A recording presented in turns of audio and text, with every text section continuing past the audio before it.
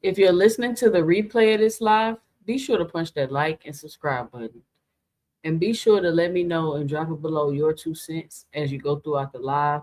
Help support the channel by hitting the Cash App at $2 cents boxing or hitting that heart with the $sign and leaving a special thanks below, letting me know you're enjoying the content. 10/3/2025.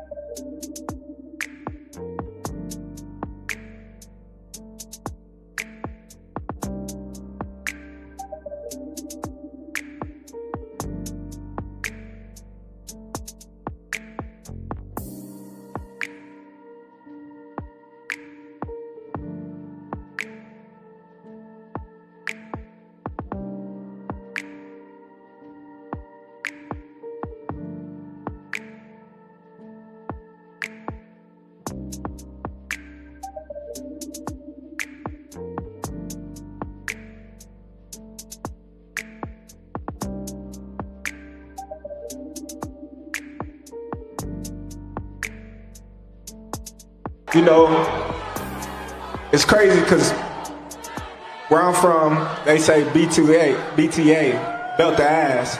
But I tell them I'm the buckle. It hurt more.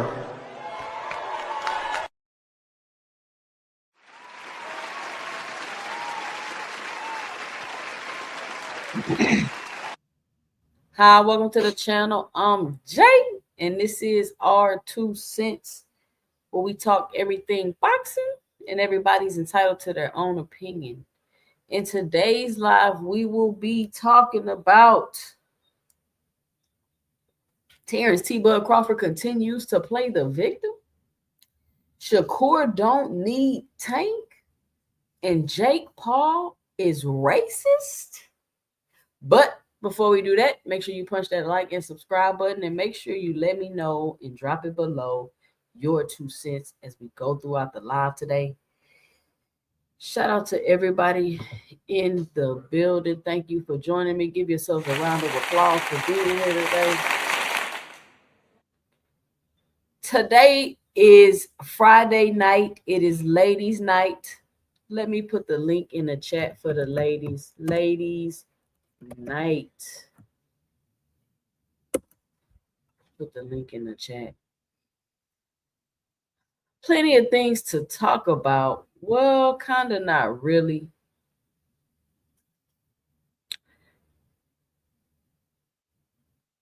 Hold on. I like how that look.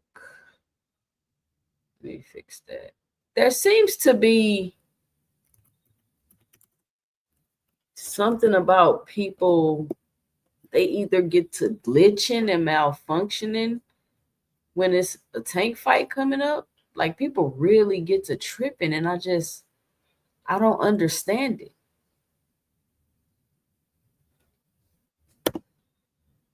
I really don't. Hold on, y'all. I'm trying to get this up here. Here we go. Let me pin this to the top. Y'all make sure y'all punch that like button if you haven't already. Pin it to the top.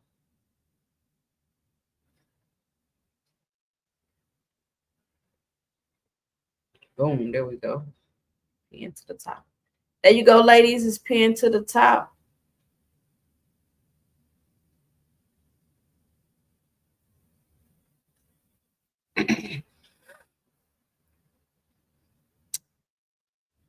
So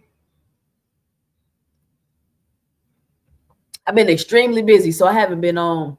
I think I've missed 2 lives, 3 lives. I think I've missed 2 or 3 lives, so I haven't been on. It feels like in forever when really it's been about a week. And so it's a lot of things that have been going. I've been really busy, so I haven't really just been up on every single thing. But I stay on what I can stay on top of. I've been really busy, so I'm diving back into things. So I might be talking about some old things, some new things. If I miss some things, y'all can let me know and drop it below. But once again, I find myself having to clear up exactly what my channel is about and how I operate on this internet. The name of the channel is 2 Cents Boxing, right? And when you hear people say 2 cents, what's your 2 cents? It's usually them asking for your opinion. Your 2 cents. They want to know your opinion. So whatever I'm saying on here is my what? Opinion. It's my opinion. And I'm interested in hearing your opinion and what you think. I don't understand the way people act when I get in these chats and they just feel the need to call your name, do all this random shit. I don't understand it. And Bud winning and Tank fighting Jake Paul is a horrible mix. These people are out here glitching bad. Do y'all hear me? They are glitching out badly. If you don't say exactly what you want them to say, if you don't think exactly, they tripping. I don't understand it. It's like they want everybody to think alike and have the same opinion. All can have the same opinion. All Bud fans don't think alike to have the same opinion, or do they? I don't is this supposed to be like a cult thing? I don't get it. I don't get it.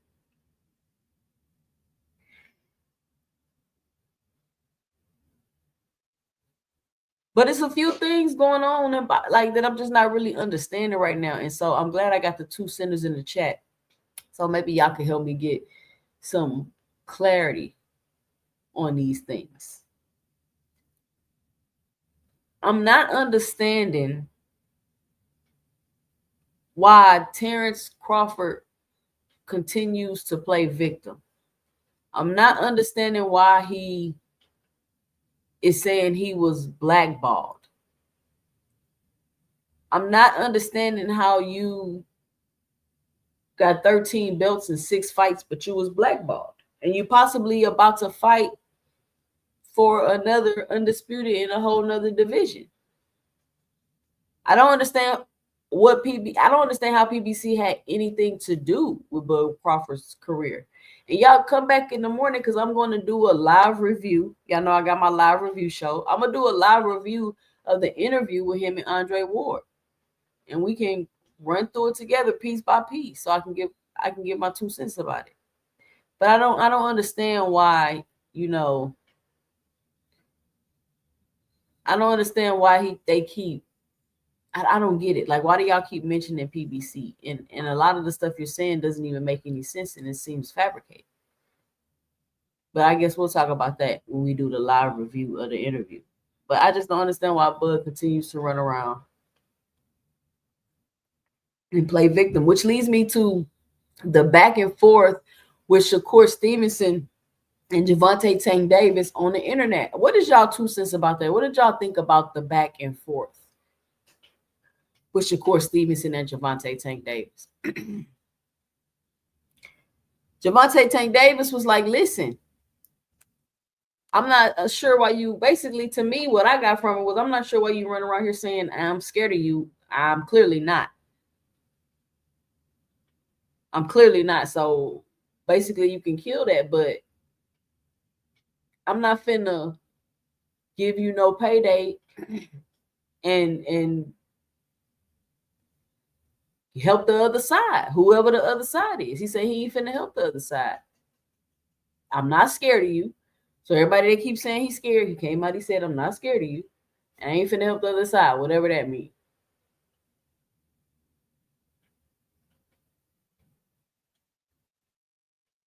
Teach say he disappointed in Tank. Well, Teach, I mean, that's just one fight. I don't know. One fight you might not get to see from Tank. He said he about to retire in 8 weeks. I don't know.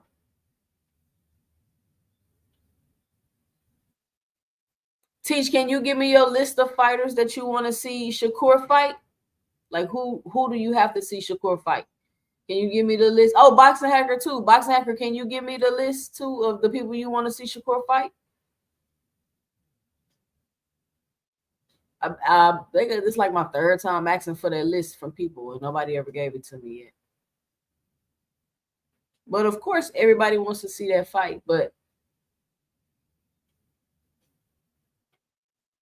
I think Shakur is the one that keep flip-flopping. I'll do anything. They reached out, like all this stuff. Like, if they make the fight, guys are going to make the fight. They still got time to make the fight.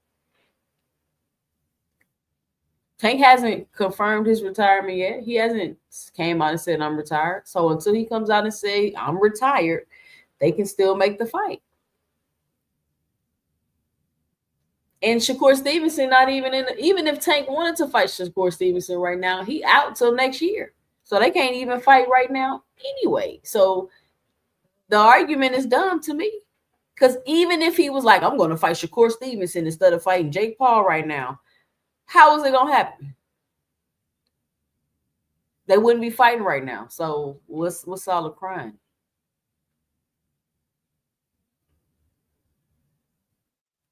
What's all the crying? Like, that's what I'm telling y'all.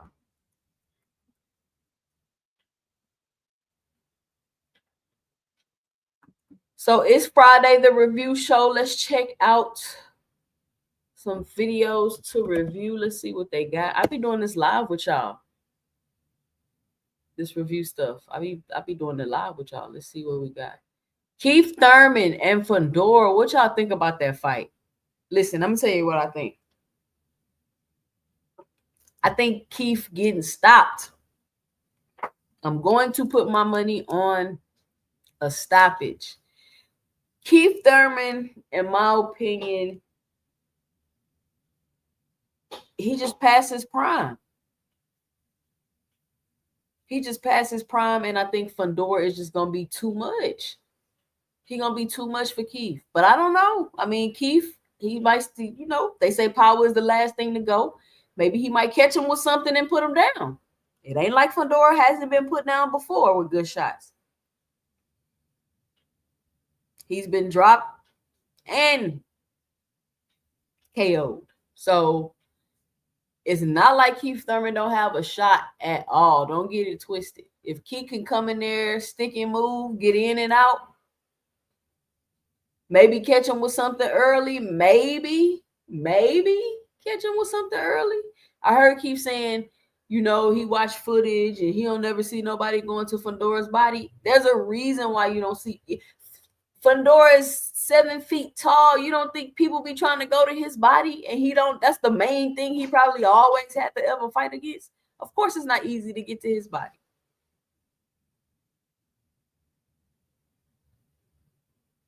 And you know, Keith, I mean, you're not, he an inside fighter, so that it wouldn't be no good idea for Keith to be on the inside with him.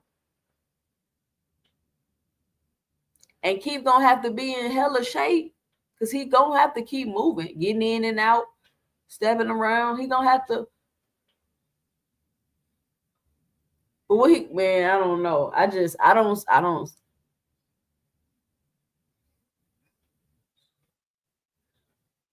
2 cents. You like your crow fried hard one time. Gil Cole say he got one time. Hey, if one time, I didn't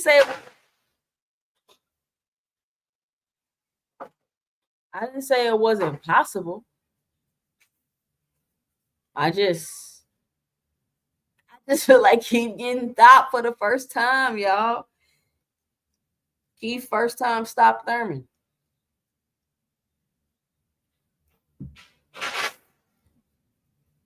That's what I think. Steve say, how do you really prepare for Fundora? That's what I'm saying. I mean, you're going to probably be fighting guys bigger than you with longer reach, but you can't imitate that. Like, is it a 6'6", 154-pounder running around that you can spar? And people want to act like Fundora can't fight, like he a scrub or he's sorry or something. Fundora can fight. He may not be like an elite fighter, but he can fight, and he's for sure getting better. He's getting better and better each fight, and he fighting long now. He coming with the jab. He just spamming the jab out there. Dude, like what you gonna do? Tim Tszyu said I just couldn't figure him out. Yes, Fundora been knocked out before Gil Cole. What does that mean though? And he been whooping everybody's ass ever since. He a difficult fight for anybody at the 154-pound division, for real. For all of them. Jermell, Booth, everybody at 154. Fundora is a tough fight for because of his attributes.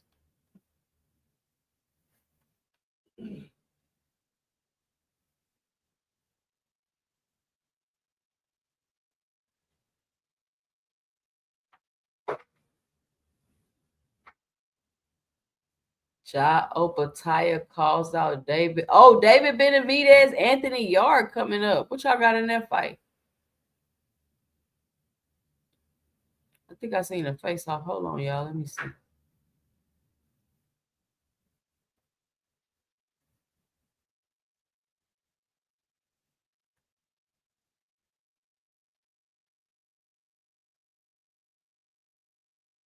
Man, I thought I seen Anthony Yard, David Benavidez short.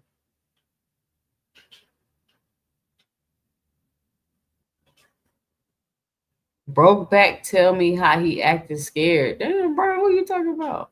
Mendoza was getting beat up every round before he found that lucky punch. Yep, that's what I'm saying. Mendoza was getting scraped. And then he caught him with something. Bow, knocked him out. But I'm not saying Keith can't do that. I just said that. But would Keith have to do that early?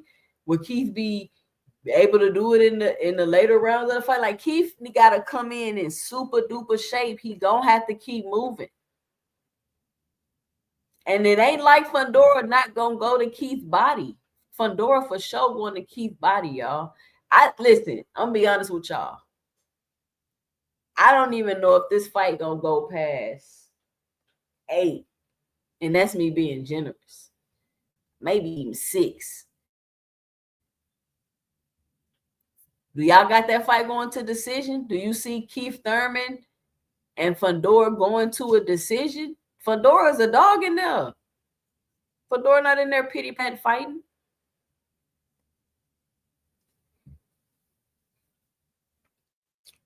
All things say Keith gonna need snack one time. Man, Keith gonna need something. Keith is going to something. Listen, I think this is the first time we see Keith Thurman get stopped, honestly. Just thinking about his last couple fights, and he just looked, I mean, he looked decent in them. He looked decent. Fedor's in his prime. He's on his peak. He's getting better and better each fight. He's using his range, his reach. See now, I don't know.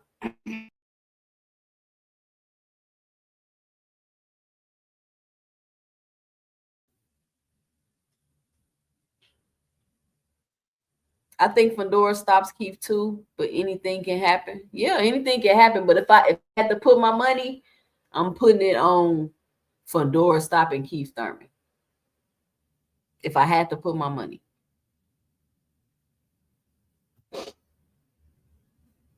When Keith beats Fedor, is Earl gonna be ready? I don't think Earl is fight Keith Thurman, but like people want to make Earl fight Keith Thurman, but I feel like he's made it abundantly clear that he's not fighting Keith Thurman. And I'm sure they probably threw some money at him, some bread at him to fight him, but I don't know. I was hearing for a second that Earl might get that we might get an Earl Spence Pacquiao fight. And I don't know, maybe if Pacquiao lose to Rolly, we'll get a Earl Pacquiao fight. I don't know. I'm just saying. What y'all think? What y'all think?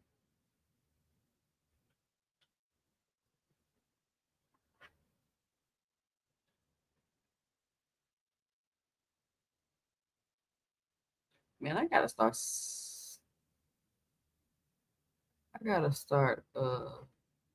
saving these shorts I be seeing. When Keith beats Fedor, I think he gets caught. You think Fedor gonna get caught? So, okay, put a 1 in the chat if you seen Keith Thurman last fight. Put a 1 in the chat if you seen Keith Thurman last fight.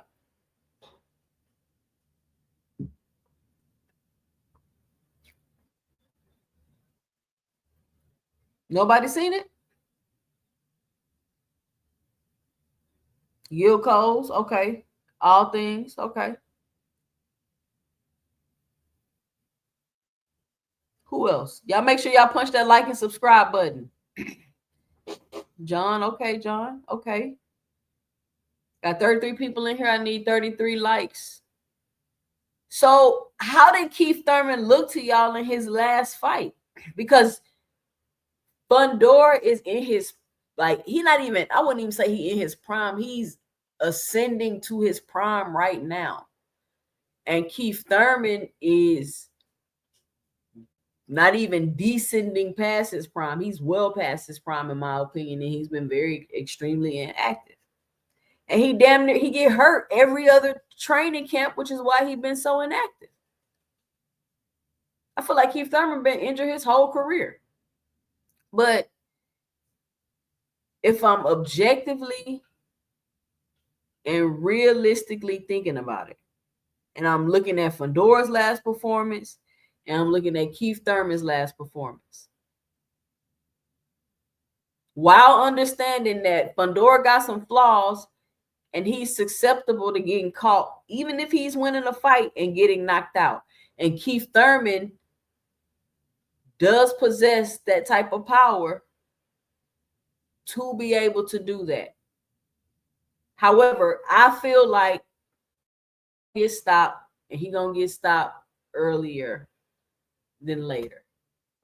How does that sound? What y'all think about that? That's my 2 cents about the fight. What y'all got? Keith looked mid versus a mid opponent, in my opinion. And that's like no knock on Keith. He looked good during the fight. It's not like no knock on him or nothing, but I'm just saying, like, come on, man. I just do not see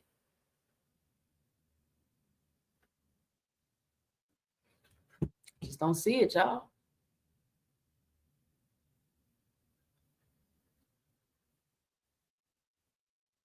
And then you got this. Hold on, let's share the screen. I want to get y'all 2 cents about this fight.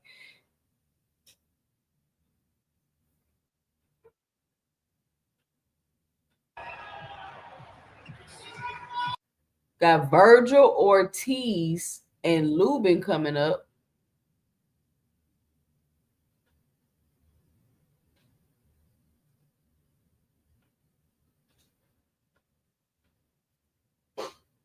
Hold on.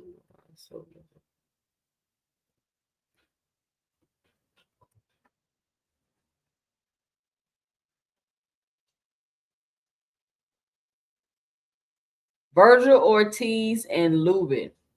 What's y'all 2 cents about this fight?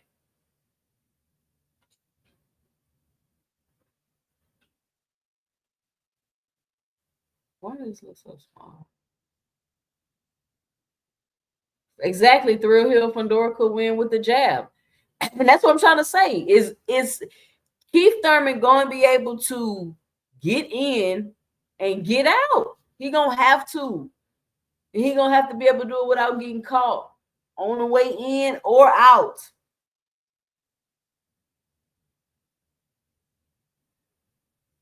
He going to have to stay off them ropes. Because once Fedora get him on them ropes and start fighting long, bing, bing, bing, like he was doing Tim Zoo, man, listen. I'm a Fundora fan. I like watching Fundora fight. Autism Boy say Fundora might win this matchup 2 cents. I think he gonna win the matchup. I wish Virgil Ortiz would fight a young, hungry, great boxer. Listen, everybody been on Boots' head. They've been letting Virgil Ortiz slide with fighting whoever he want to fight. You the first person I heard say something. Lubin cool, don't get me wrong, but Lubin.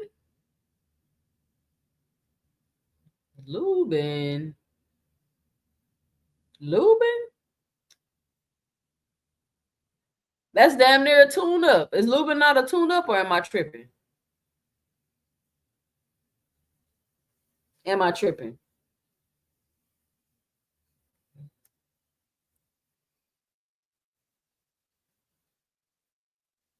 I'm just saying.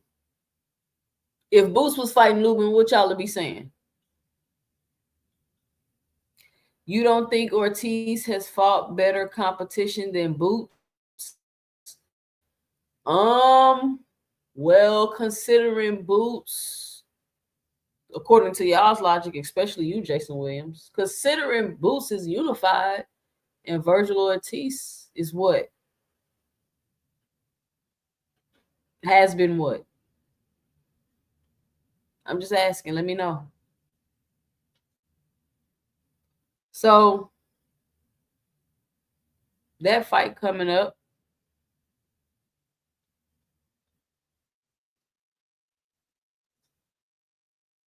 But who y'all got? Ain't nobody put nothing.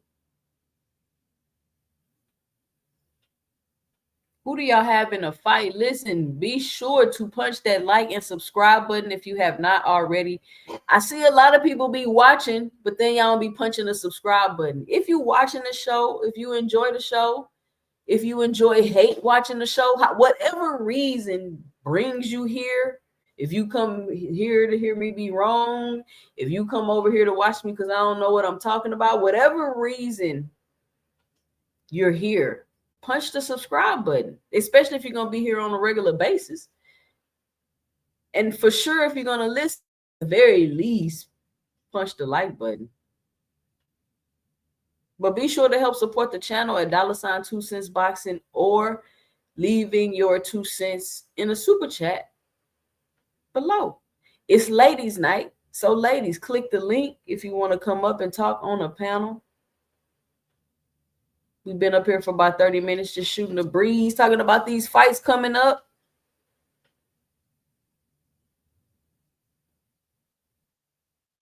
I think T.O. might upset Shakur. We gotta wait till they fight first. I feel like Shakur been getting a lot of credit for about to fight T.O. They ain't even fought yet. Like, let's see if they get to the fight, y'all, to see who we dealing with.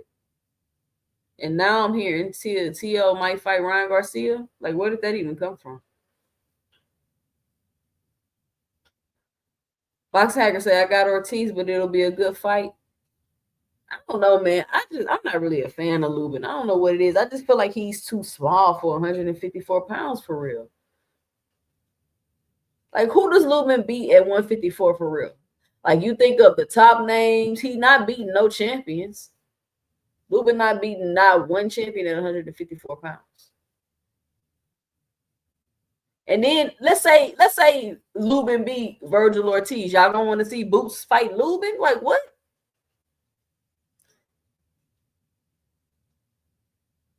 Deem say Ryan posted another video training.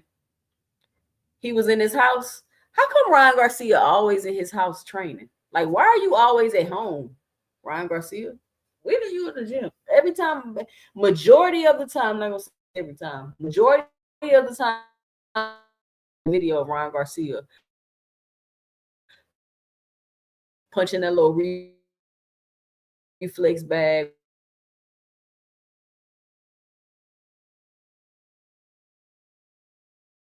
Yeah, he was home. See?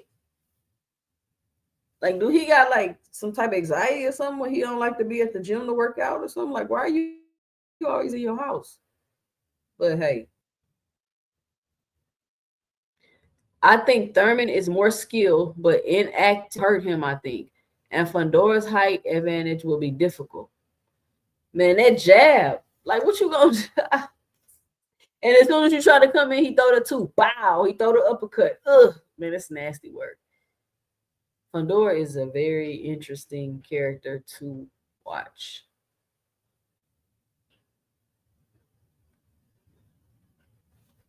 Very interesting character to watch.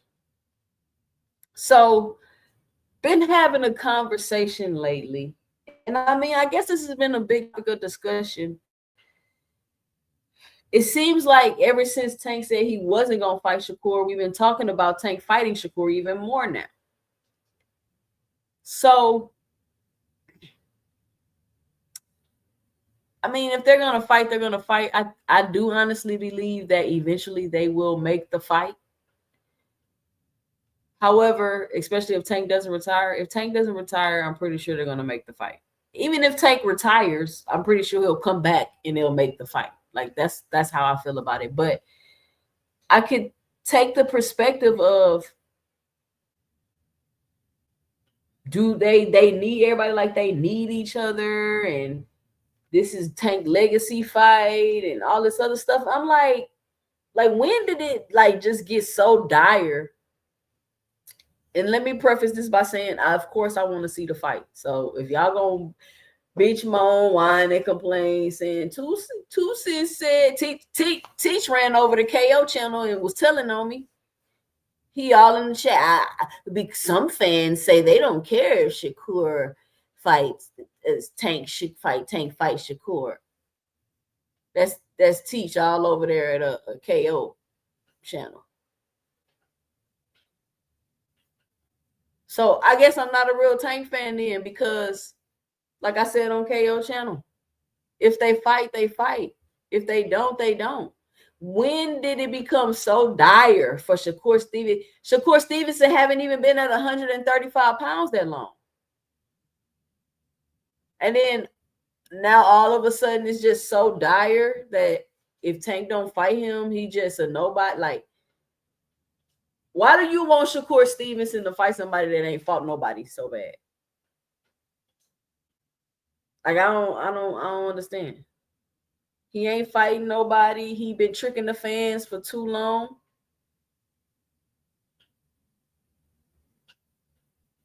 Look, Teach. Boxing hacker say, Teach, next time just say it 2 Cents boxing name. Next time, don't even say nothing I'm saying. Like, what are you talking? Why? I don't understand why you even doing that. But whatever. Because that's how I feel about the situation.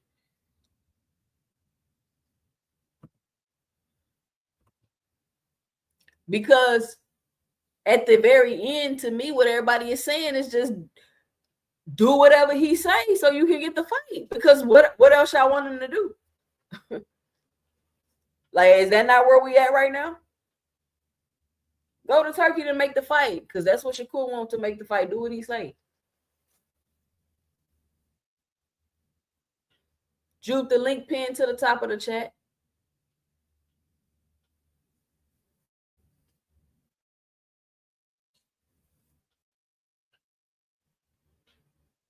I mean, after this Jake Paul fight, let's really be honest. Like, Tank ain't gonna even need boxing. If we honest, he ain't gonna even need boxing. Quotes. He ain't gonna need boxing. If people get mad at me and want to call me a Tank fan girl and do all that, because I'm just taking the complete opposite perspective of y'all, because for some reason this is a shit on Tank campaign going around. And there's more than one way to look at something. And once you have a different level of understanding of things, then you don't be so emotional about things. And when things don't go your way, you understand and you move on like an emotionally mature adult, and you don't bitch, whine, and cry about it. That's all I'm saying.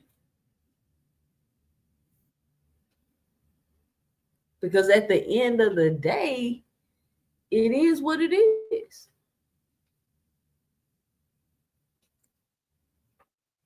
So we got Terence Crawford, and I'm gonna just be jumping around till somebody click the link. T say I came to the light too since Shakur can move on. What you mean he can? He should just be. He shouldn't even be moving on. Like, he should be focusing on what he doing. Yeah, I want to fight Tank, boom, boom, boom, but I'm focusing on what I'm like. Why are you only focusing? Where is the list, Teach, of the other fighters you want to see Shakur fight? Boxing Hacker, why I can't never get that list? Can you please give me the list of Shakur other legacy fights? We got Jupe on the panel.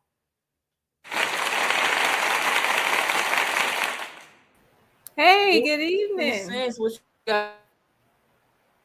What's going on? Can you hear me? Yeah, I can hear you. Okay, I heard a little sound probably on my end. So yeah, I'm just listening to you cook. So I get what you're saying. I know people probably feel that you saying if it happens, it happens. If it don't, it don't. And I think people are hearing you say that, and they're probably thinking like you don't want to fight. I don't think that's what you're saying. Correct me if I'm wrong.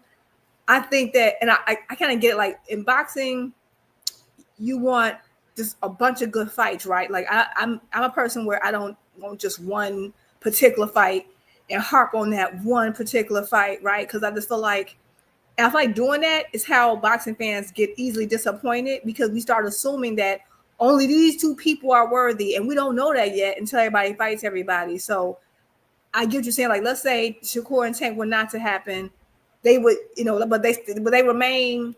Well, if they stay active, they absolutely need to fight each other. But I'm saying it's still other fights that I want for both of them, and fans should want them to. But they should be fixated on one fight, because if it doesn't happen, and while we know somebody can come along that's better than Tank, I mean, I don't see that right now at 135, but we just don't know. Or somebody might prove to be, So I think that's what you're saying, right? You're just saying like there needs to be other players, that other fights you want to see besides just this one fight that you're hopping on, right? That's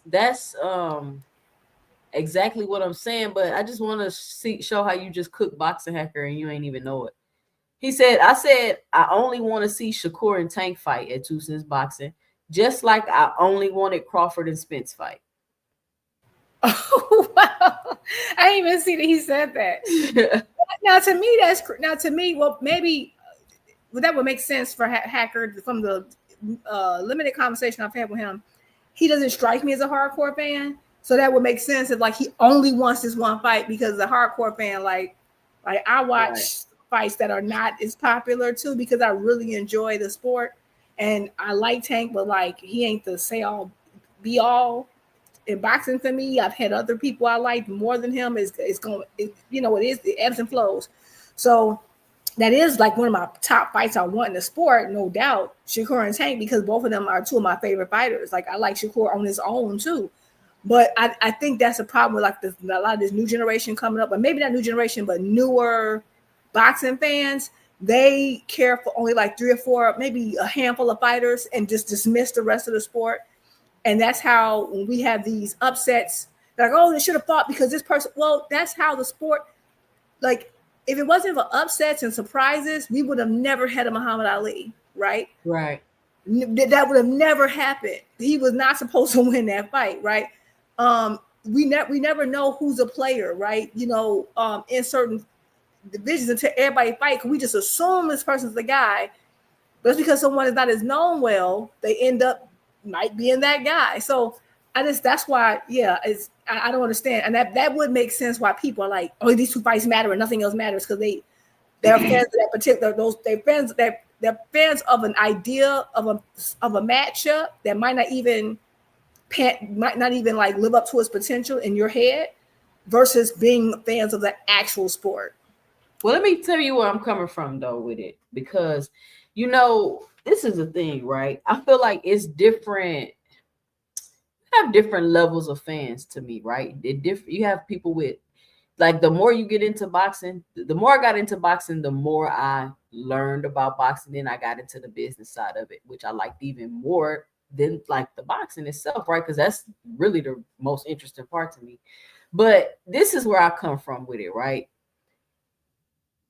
Of course, I want to see the fight, but it just seems like Bud Earl 2.0, right? And after the Bud Earl situation, it changed kind of my mentality about things like this, because I said after that, I said, watch Shakur Stevenson try to do the same thing, and watch Keyshawn them try to run these same type of plays where they put out all this propaganda, they preserve themselves, they take these easy fights, they pick and choose and collect accolades and do all that while they wait and finesse their way into one big fight.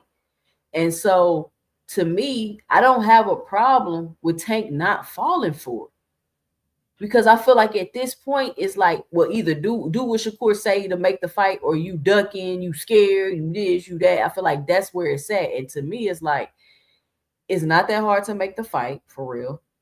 You clearly see the way Shakur Stevenson is moving, going to Eddie Hearn, telling him don't make the fight, saying he'll do anything to make the fight, then saying he need to get on board with like all the flip-flopping contradictory stuff you saying in the media. Like, I'm peeping all of that. But to everybody else, it's just like, oh, Tank just need to make the fight. Like, at what cost and at what expense to who? Like, what are we talking about? Why do I need to talk to you on the phone and do all this extra shit to make the fight when you over there fighting in Saudi Arabia in the middle of the day on undercards? I feel you. No, okay. Now that you said that, I absolutely get it, because I thought you were coming from a just pure like boxing fan perspective. You're talking about the politics. Now on that, I have to agree with you 100%. And I don't care who went. Like, okay, I actually like I've been following Shakur for like a nice little minute. I like him too. So like, I feel like what I love about the fight is that it's not, well, people just going, if Tank does it, Tank, like we saw how people reacted if Tank even have a draw, right? So I feel like if Shakur was to lose to Tank, it's no big, like when 2 guys like that fight, it's no biggie, right? Like, okay, it's like, okay, you fought the best, right? Like I'm never going to look at Tommy Hearns and look down on him. I'm not saying that they're up to that level, no, because that was a different era. No one's looking down at Tommy Hearns for losing for getting stopped by Hagler in the 3rd round, right? Because that was like, they went at it, they fought their best. That's personally one of my favorite fights. It's not my favorite fight in all of boxing history. And it just were 2 warriors. Everybody give them their respect, right? That's how I see that fight. So I don't care who wins or loses, really. I mean, some days I want, it depends. Lately I've been moving more on Tank's side a little bit. It teeter-totters, right? But on a political standpoint, with that, I 100% agree.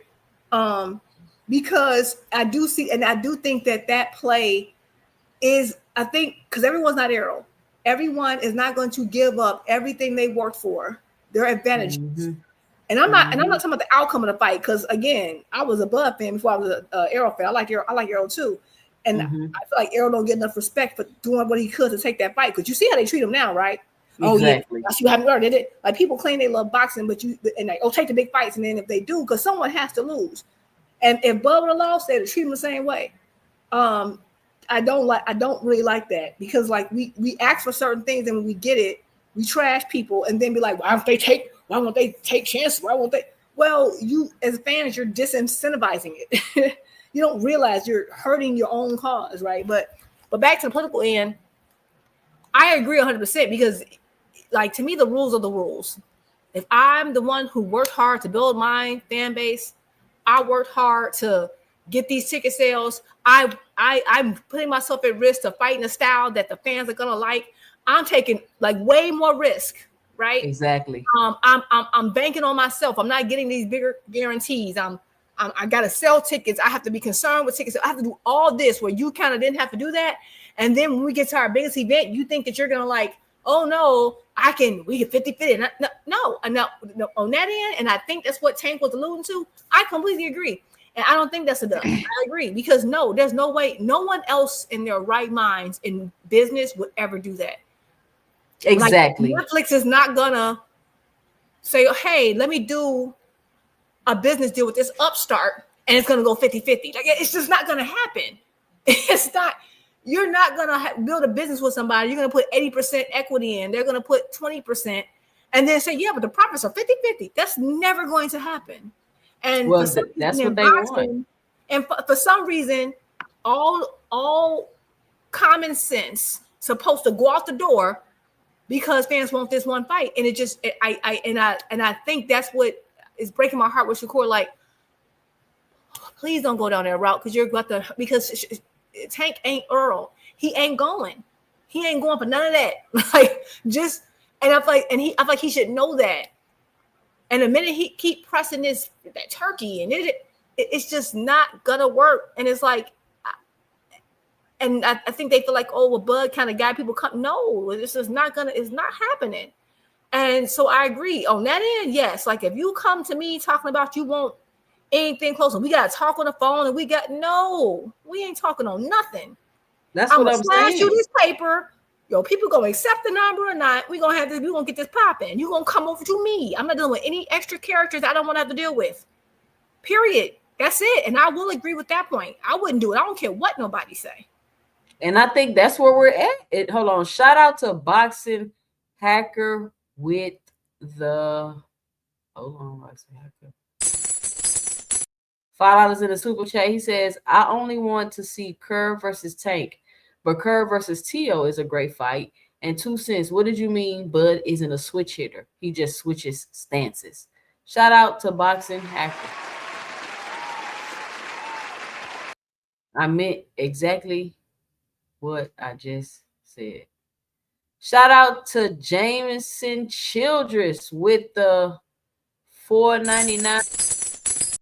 The super chat, he says, salute, love for the show. Shout out to Sin. Shout out, James.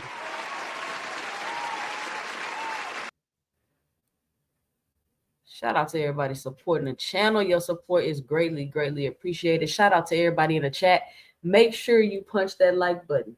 And so, Juke, where you go?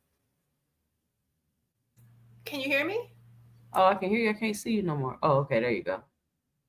And so that's where I'm coming from with it, Juke, because it's like, is that not where we're at? Because you keep hearing people say, Tank make the fight. Tank the A side. It's Tank fought the. You see what I'm saying? Nobody is saying Shakur need to. Shakur should. And I feel like that's where we're at. Like, it's working. Not working like Tank changing his mind, but I'm saying as far as the public pressure and persuading the public and all those things, it's working. Because nobody is really even paying attention to what's really been going on with Shakur, if we're honest. He's been declining. Especially his value has been declining ever since he fought on that Thursday card. Well, and I'm not hating. I'm just saying, I'm just telling the truth. I'm not hating on him. I'm just saying. Yeah, so I think I know what you're saying. You're not saying declining in skills. You mean like declining in market value because he's just right. He's shrunk. His audience has slightly shrunken because of his deal with Turkey and all that. I get what you're saying. Right.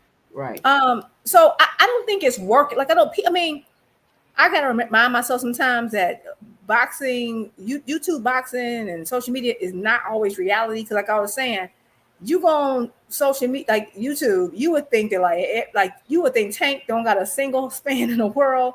Everybody like his sales and just like the YouTube algorithm just are like night and day. It's so crazy when you enter. It's like a alternate universe with like, you know, how people feel. I don't say that the pressure's working. I think they're trying. I think people, I really do think people too. I think as much as they talking about they want this fight, what I'm starting to gather, I think people, I do agree that I do think people want Tank to concede more things than he should.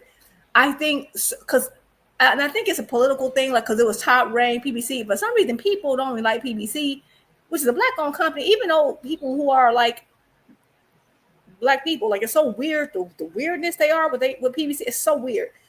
It's like they were happy not just about the win, but that Spence gave up so much more that he should not have given up. Like they wanted that. It's like people don't want people for some reason. If you're a PBC, they do not. That's the only people I see challenged for their like A side like status. Like exactly, you don't want them to earn, it's like it's a weird obsession with no.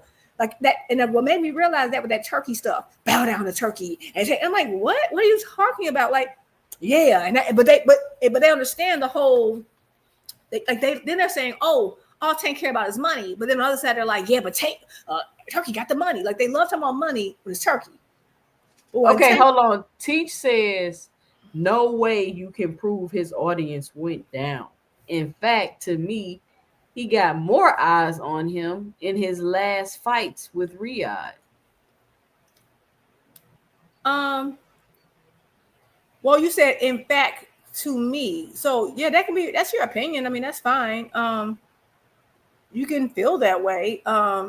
You know, normally, matter of fact, now you said that because that's another discrepancy and double standard I've noticed. Wasn't that a pay-per-view? I don't even remember. You talking about the one where he was on the co-main? Yes, with Belanga. Yes. Did you mind? And I'm almost positive, right? It was a pay-per-view, right? Or am I tripping? Like, can anybody confirm that for me? I can search it real quick. I think it was. Cause I can't even remember, honestly. I buy so much crap, child. I don't know. I buy too. That's a sign that I buy too much stuff, which I need to be cutting back. Berlanga versus Rise pay-per-view. I'm almost positive. Yeah, it was. Teach said it was pay-per-view. Okay. So you notice that like no one was. I remember like after every Tank fight, they're like, "Where's the pay-per-views? Where's the numbers? Where's the sales?" You notice that no one asked for those pay-per-view sales, and they've never been released. Like they never released it. But when he fought on Top Rank, they would show us the views, and they were. And I understand it was the co-main, so I think they were showing impressions and shit. That's what Turkey be showing. Yeah, I don't even think he showed the impressions though for this fight. I mean, I could be wrong. I don't even remember him showing the impressions. But I know when he's with Top Rank ESPN, they were talking about the views, and he had some of the highest views. Actually, after Bud left, I think he did have the highest views out of everybody. He did. Then he left Top Rank and lost all of that. He was on his way. He was trending upward, right? In his first fight back, he was on an undercard in Saudi Arabia in the middle of the day, where I was like out shopping or doing whatever. What Lord knows what I was doing, right? And then this fight, so yeah, maybe it did do well, but I know normally if Turkey does anything well, one thing they're gonna do is they're gonna talk about it. Even if they skew it, they go right. And I remember it's like it happened, and then everyone just swept it on the rug. We never heard anything else about it. It was just quiet. But the minute Tank does anything or anything with PBC, how much sales did it do? No one even questions the pay-per-views that Turkey is on. They don't even question it. And that's just, and then like they always say, I don't care about pay-per-view sales. I don't care about this, but they do depending on who it is. So that's just another telltale sign to me that this is bigger than just a Tank issue. It's like for whatever, it's like the people they're connected to, people want everyone else to win. And it's not just being a fan of Turkey at this point, because y'all did that with Top Rank. It is whoever is going against PBC at that moment is who you root for. Yep. And it's a strange phenomenon. And I don't know what that's about, but you know, whatever. But yeah, I would disagree. I do not think that fight, he got more views with that. I remember looking into going to that fight because it was the same weekend as Serrano Taylor 3, I think. And he had the location, I think it was closer to Queens. And I remember like it was not a lot of hotels over there. There was a lot of tickets left. I don't know. I don't think he got as much viewership. That's just what do you mean Tank fans will say anything, Boxing Hacker? You got to specify what is anything. What are we saying that's anything, Boxing Hacker?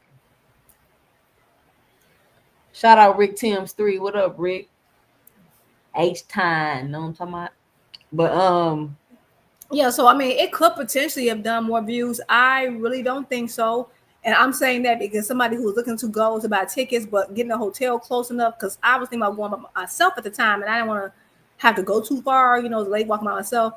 And it was just like not really feasible, even though the ticket price was great. Oh, didn't they say it was at some like far off place or something? It was like it was like the venue was like I think it's for tennis or something. It was for another sport. So it was just not, it was kind of out. I don't know. It was weird. And Berweezy say they had to reduce the price of the pay-per-view too. And this is what I'm talking about. Like, and this is who I'm supposed to be just jumping through hoops for to make the fight with. Like, yeah, that's right, because it went down to $59.99. Yep. And another thing, DAZN, this is why I say the views thing.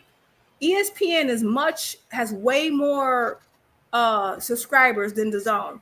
People still don't understand that majority of their revenue comes from US, right? Well, I would say this: they charge their US subscribers more. They have subscribers in other areas, but DAZN is still not like a top 5 sports app in the US versus ESPN, the number 1. That's in way more homes. So that's all I'm saying, right? So you can say, oh, well, he got this many views. Well, that they don't even have the subscriber base to support that. So that's all I'm saying. Like, but you can believe what you want, but I'm gonna go with the numbers. So it seems like Shakur went backwards when he left. Yeah, I mean, views wise, it's the numbers would suggest so. That's all I'm saying. Because I was about to say, you hate, no. Yeah, I mean, the numbers are the numbers. I mean, I don't. If 5 is more than 2, I can't unmake it so because I like Shakur. Like, I don't know what y'all want from me. I'm sorry. Saying that people, Boxing Hacker about to argue. Saying that people only care about pay-per-view numbers when it comes to PBC, which is a hot lie. Really, Boxing Hacker. People asking for the Deb and Ryan numbers, LOL. That's one fight, Boxing Hacker. People constantly make up Turkey numbers to claim he failed. The only time I recall anybody asking about Dev's numbers, well, he only had one because they come out and say they made like $50 million. People like, what right, and his okay, right, and that's because the only one I remember. I don't even know what else has been on pay-per-view for him because I remember he fought Ryan on pay-per-view because the whole point of him trying to get Ryan, at least from my perspective, was to be like, nanny boo boo, I'm gonna do a bigger fight with Ryan than Tank. Nanny boo boo, I'm gonna, it was kind of from that point of view. And then everyone was saying that Ryan was the sole reason why him versus Tank did so well. And he can do it. And if he did, the same guy would be and all that. And that's probably one of the only reasons. But I will just say, all I know is I didn't see nobody ask about those Turkey pay-per-views. And that was pre-Turkey because I don't think Turkey had anything to do with Devin versus Ryan. But I'm talking about Turkey. I don't remember anybody asking about no pay-per-views for Turkey ever. And even the times I haven't commented, I've been just looking at the chat. I ain't seen nobody bring it up on live stream. I ain't seen nobody bring it up in the chat. So that's not a hot lie, whatever a hot lie is. But nah, that's just the truth.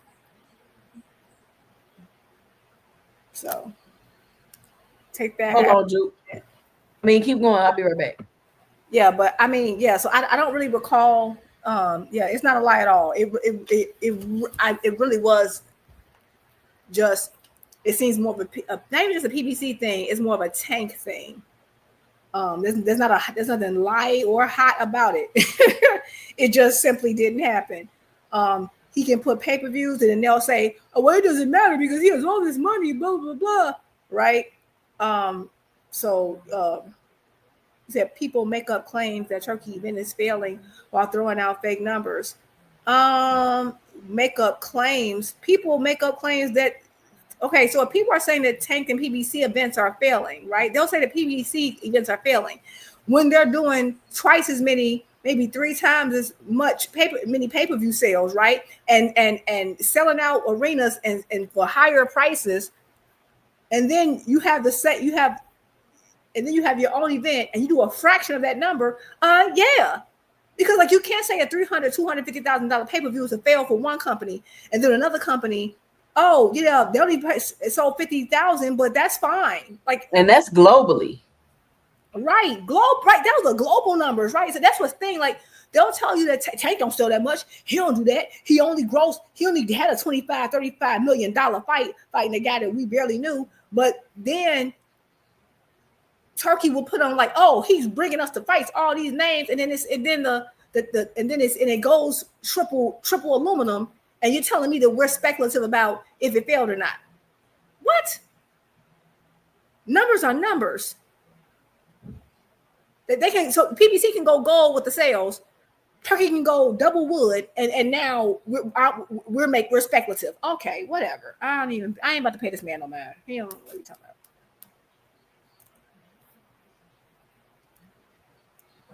But I would love to see some consistency. That's all I'm saying. Like pay-per-views are not everything. I agree, but it does show interest, and interest is what keeps the sport alive. You can pay for a whole bunch of stuff, put it on an app, and people may or may not watch it. You know, the streaming can go up, numbers can go up and down. That is not going to sustain it, and it's not going to grow the sport. You need interest. Yeah. So it is what it is. Yeah, that's where I'm coming from, Juke. And people act like they don't understand that. No, you're saying both sides get criticized. That Boxing Hacker says all I'm saying is both sides get criticized. So no, they do not. Both sides do not get criticized because y'all don't even ask. Y'all don't even question Turkey numbers. Like Tank will fight on Saturday. The next day, what was the numbers? What was the pay-per-view numbers? Monday, was the pay? Y'all have never, ever, ever, ever, ever done that with a Turkey event. Not one time. By Monday, was the pay-per-view? They don't never want to talk about the pay-per-view numbers. You never do that. You never do that. They're not criticized. And again, how is it a criticism to say that? Yeah, because the whole purpose of Turkey, to my understanding, was he didn't care about revenue. So how is saying that it's not making revenue criticism?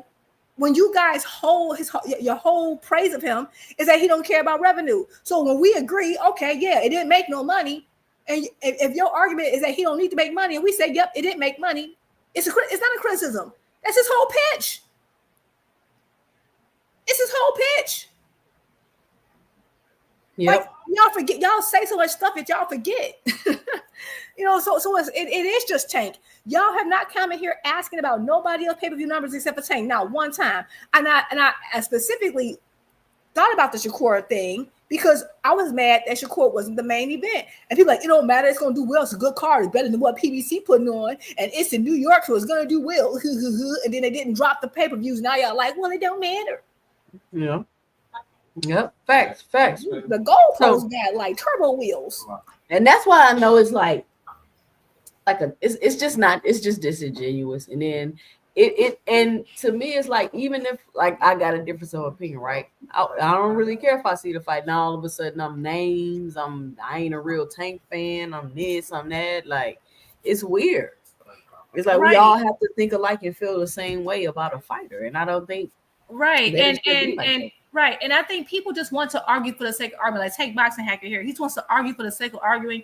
It don't matter. You can put a stop. That man will argue with a stop sign. Yeah, you told me to stop. You stop. Like, he just likes to argue. Okay. So now he said, "Oh, Tank fans."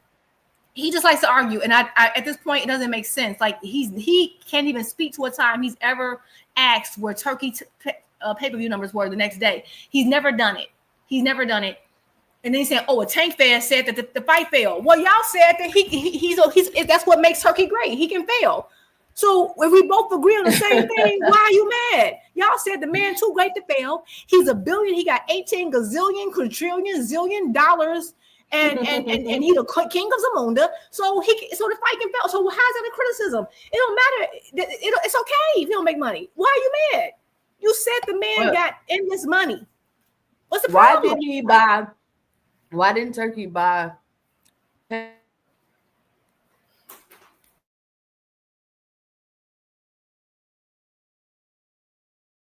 Hey, Tucson, I can't hear you. Are you talking?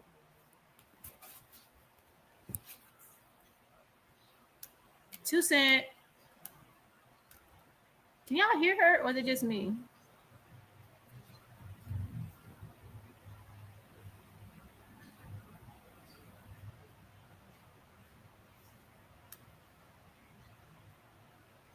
Okay, I can't hear 2 Cent for some reason. Can you hear me, 2 Cent?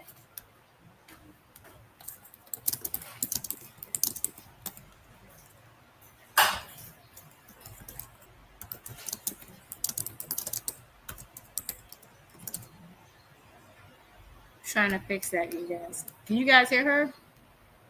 I think she fell off. Okay, it's not just me then. Okay, she'll be back. So I'll just try to hold it down while she's going, but but yeah, I'm perfectly fine. I'm perfectly fine with people not caring about pay-per-views. It's not all that. It's not everything. I do think it's a good thing because sometimes it can show support for the fans and showing that the sport kind of gives us a barometer if the sport is growing or not. But I just will say that I only see people talk about pay-per-view numbers when it's Tank or when it was Earl or really PBC person, but especially Tank. Like, it's crazy. Like, they made it all the thing, all the way. But, it is what it is. All I'm asking y'all to do is just be consistent with it. There she go. My internet was tripping. But, okay. So, that's where I'm at, Juke, with that, because it's just like going to be a conversation for a while. Even now, like, let's say Tank wanted to fight Shakur Stevenson. He couldn't even fight Shakur. It went from he's supposed to be rematching Roach to Shakur Stevenson all of a sudden. Shakur Stevenson not even fighting until next year. So a fight right now wouldn't even be possible with Shakur Stevenson. So I don't understand. You know what? I you're right. Cause like it was a huge switch. Now it's like Shakur, he's ducking Shakur. I'm like, wait a minute, what are y'all just saying that the problem is that he's not fighting Roach? And now it's like, no, he shouldn't be fighting Shakur, even though Shakur apparently, is not official, has a fight coming up. So I don't. That was a huge shift. It's because you see what they do. You see, they're manipulating the people through the media. Because why is Shakur Stevenson going on a interview podcast tour after Bud wins? And this is what I mean when I say Shakur doesn't have his own identity. Bud win a fight, you were all on the podcast talking about Tank and all on Sway talking to Espinosa and doing all this extra shit. Like, why are you doing that right now? Your fight ain't even announced. You in limbo right now. You don't even have it, but yet you going around talking about Tank, literally saying in one breath you'll do anything to make a fight. And it's the same thing Bud did. Like, I don't know why people don't see it. It's the constant misdirection. It's the constant contradicting yourself. He not doing that shit on accident, y'all. Shakur Stevenson ain't no dummy. He's not doing that on accident. And I'm just telling y'all, I watched Bud and what happened with Bud and Earl. I will never fall for no shit like that again. And then you got Shakur Stevenson. He coming from over there with the same lineage, doing the same thing, except Shakur Stevenson is not as good as Bud Crawford, and Shakur Stevenson talks too much. And Shakur Stevenson has diminished his own value by going over there, chasing guarantees and fooling with Turkey. I mean, it is what it is. Yeah, I think he can regain it. Like, if he gets that Teal fight, he can definitely regain some. And I don't think he's diminished it greatly. I just feel like he just had more eyeballs on him. It was a little bit more. It was easier to like. He was easy. He was more accessible. Because ESPN is just a bigger network, right? And like most. So you say, hold on. Let me ask you a question, Drew, because you say you don't think his value diminished. Let's say he came back. I don't think it diminished a lot. Yeah. But let me ask you. Okay, let's say he make $3 to $5 million a fight, guaranteed, right? So let's say he go to another promoter or somebody else pick him up. Who's willing to give Shakur Stevenson $3 million? You seen Tank just tweet, you lose everybody money. Who's willing to give him $3 million right now? Guaranteed. Are you really gonna bring that back in the gate? Do you do $1 million gate? Like, where is the $3 million? Where are you generating this $3 million from? You're gonna be asking for? Where is it gonna come from? Okay, now when it comes to that, I agree, but I think that works for most people, and I think it's because Turkey has kind of he's messed the market up, right? Because I don't know. Top Rank, what was the deal that they offered him before he left? Top Rank wasn't like a 3-fight deal for 15. Was it how much? It was like $3 million a fight for 5 fights or something like that. I thought it was more than that. I thought it was 3 fights. I think it was close. 3 fights? I don't think so. It was a couple million. I think he can get. I think he could have got 3 or 4 maybe. Now 5 and upwards of that, I don't know. Especially with Top Rank, and their deal ending. But I will say in this market, yeah, but to fight any old body, I don't know. And that's gonna be that's part of the problem. Like, they've messed this market up so bad. They're now relying upon like some A sides to just like, oh, let me just give up money, that like, and then you're mad at the person for not wanting to make those concessions because they shouldn't have to make those concessions, but that's what they wanted because he gave us a few good fights. So I don't know. I do think it was. But just like I didn't like when Devin Haney did that with Kambosos, because to me, right, I feel like when you do stuff like that, in my opinion, it just sets a bad precedence for yourself in the future. Because now it's always, well, you took less to do this, and now I feel like Earl set a bad precedence with that shit because it's like, and to me, I don't get, like, I appreciate Earl. He did what he had to do to make the fight. Like, I don't appreciate Earl for doing that dumb shit. Like, why would you let somebody play you like that? Only for Bud Crawford to turn around and sit in the interview and be like, I don't even care about who walk out first. I don't care nothing about that. Like, I would have never let I don't know. I guess Earl had a lot of money on the line and he just felt like he had to do what he had to do so he could get paid. But I don't know. And then what gets me that I got a lot of respect for Earl. They really don't, because anytime Earl comes up, they will, like, even in the chat, they don't like, because you would think and there's somebody who likes Bud, and you want his legacy. If you're a fan, you should be happy about his legacy because he fought really good fighters.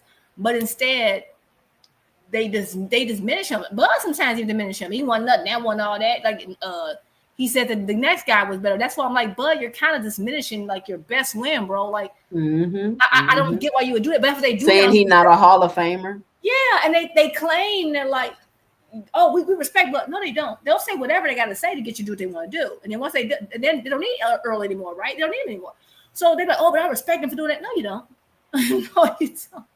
You don't respect them. And I think, and I'm not saying that, like, that shouldn't be what people respect, shouldn't be the determining factor of what you do, but it just says you do have to put yourself first. You have to put your money first. You have a limited time in boxing, and again, no one else would do that. Like, I think he did make a mistake with, like, I'm not saying he should have took the fight with Bud, but I think that I felt like his ego got a little the best of him, and I felt like he felt like, oh, I gotta do, and Bud ain't gonna take the fight. If he said no, he said no. Like, there's a match you're willing to spend. That's it. And look, this like people like NHA too that was hating on Earl the whole time. Earl a dog for real, got nothing but respect for him. That's what I'm saying. No, but they'll trash him all day. No, because I see how Earl name came up. I see Earl's a dog. Now he got beat bad that fight. Yes, he did.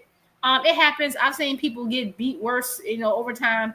It happens, but they'll say that when prompted, like, oh no, we do respect it. At the end of the day, you gotta remember, people will tell you anything when JD, they're trying to get night. What's up?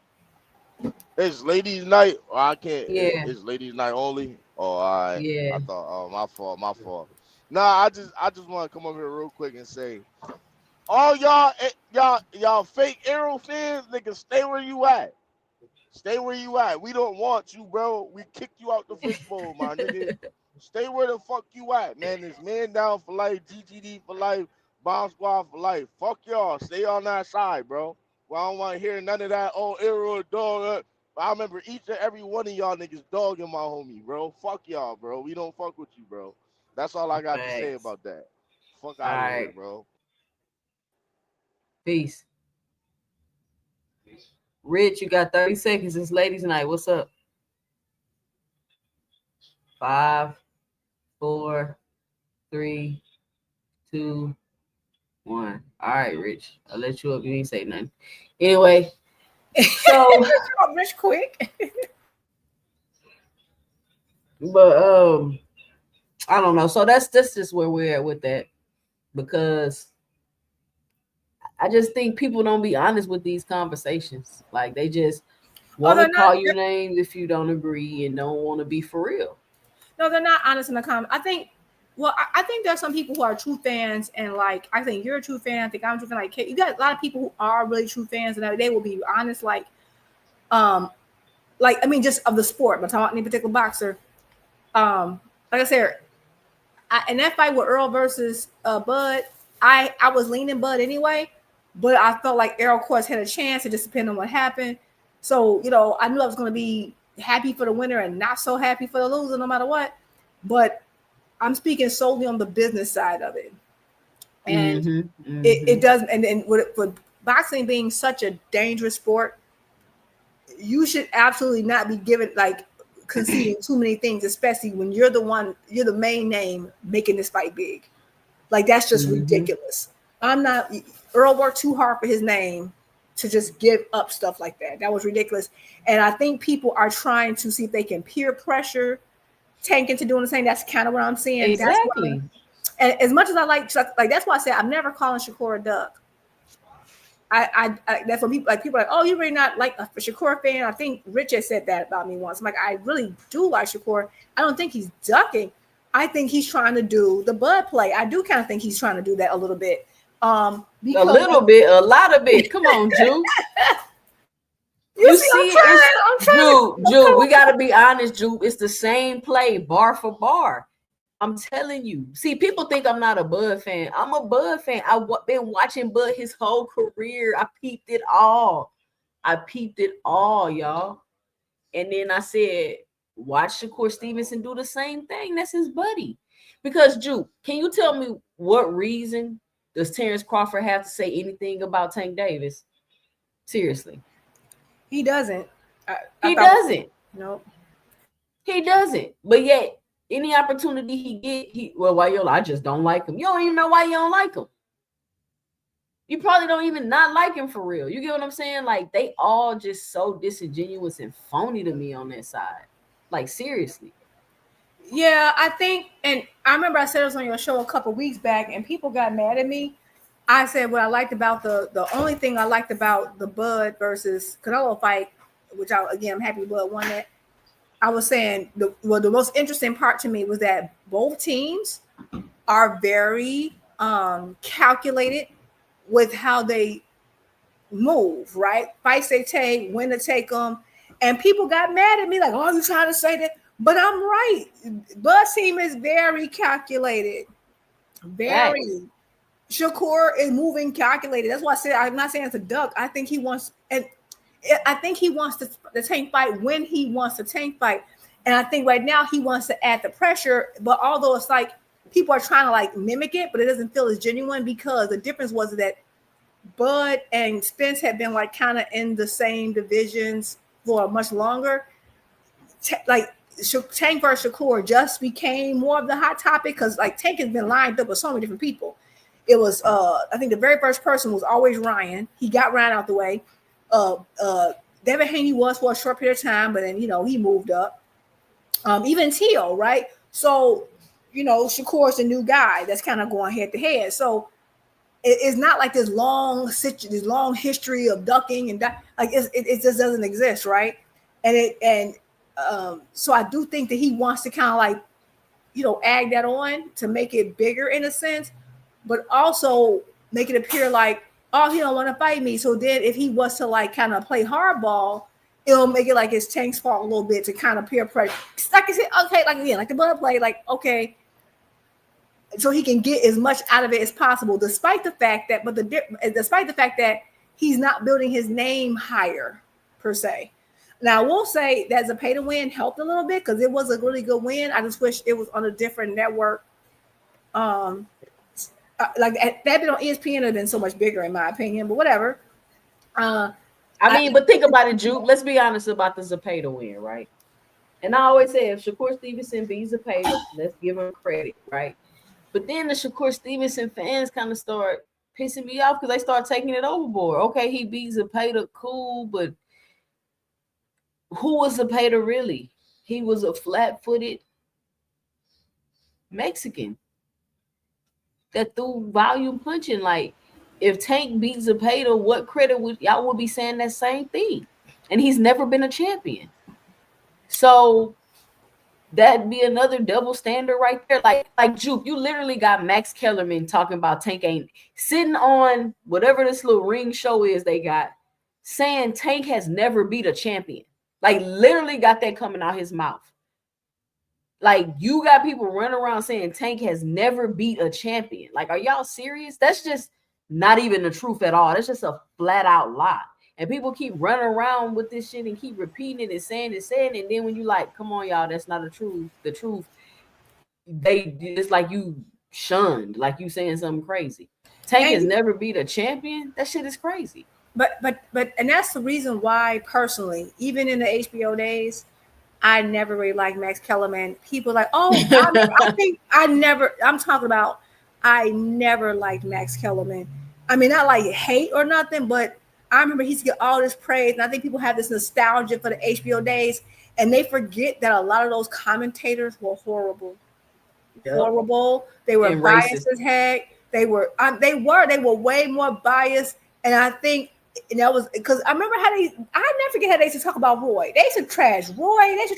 They used to trash everybody because it was like the good old boys club. That's how it was. And that's when I saw and that's another conversation. But when I saw the whole Canelo versus Bud build up, and they had the same good old boys, I said, "Oh, here we go with this BS again." Yeah, that I never liked this man because he will say something blatantly false, and they're like, "But it's Max Kellerman." So, he'll be like, "The sky is red." Yeah, Max Kellerman said it. It's like, I just don't understand because his name has some cachet.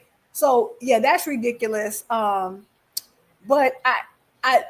Zepeda to me was a good win. For a mandatory, that was a good mandatory. I think I like Zepeda. I think I knew Shakur was gonna make it through. Like I wasn't really nervous about this fight. If anything, I just was like wondering. I was just worried, like, oh my god, he's gonna fight a certain way. They're gonna be criticizing him. But even though I know he can mix it up, he did. So I was happy with Shakur's performance. But I like Zepeda. But I will say, that whole, and I hate that term, flat-footed Mexican, because that sounds so like derogatory. But I remember that being leveraged. We know, I hate to say it was leveraged at Tank alive. That's all he fights. Exactly. That's all he fights. Flat-footed Mexicans. Flat-footed Mexican. Either they Mexican, they can be Dominican. He's a flat-footed Mexican. I'm like, every Latino person is not a Mexican. Like, stop it. Stop being, discriminatory. People have their own nationalities. But I remember him saying that. And then when and that's just, it's so crazy the jump, because like he's a high volume puncher and he got a little pop. I don't think he's super heavy handed, right? And I've seen Zepeda been dropped at least 2 or 3 times. I'm not saying that's a You problem. seen the Tevin Farmer double fight in the rematch? You seen him go life and death with Tevin Farmer in there. Yeah, he got dropped by Farmer. Yeah, he did. He got dropped by Farmer. And I don't think Zepeda's a bad fighter, but I was actually talking about before then. A lot of people probably weren't following him like I was. Because I remember when his name kind of first got out there, that wasn't his first time getting dropped. Right. I was just talking about recent.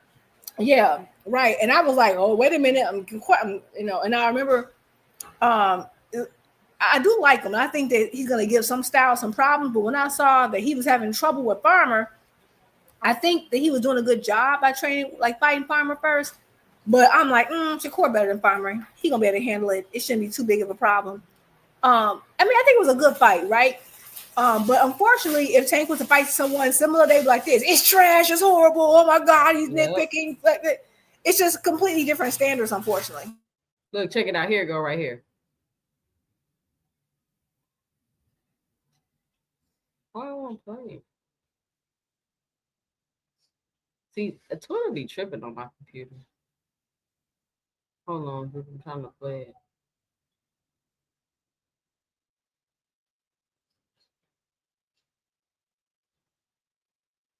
I mean, they've complained about.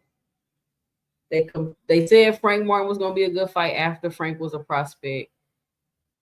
They complained about the Roach fight. They've been complaining about all the Tank fights. They're not honest about Tank's resume either. And they that's just keep another saying he thing. Ain't fought nobody and keep repeating it over and over and over. And I'm like, just stop it. And you know what? This is just that I don't want to get too far off the topic, but I personally think that's part of what happened because people have if you say something so many times, you start to believe it. I really think that's partially why. I would be folks in the comment section might be mad at me. That's partially why Ryan beat Devin up.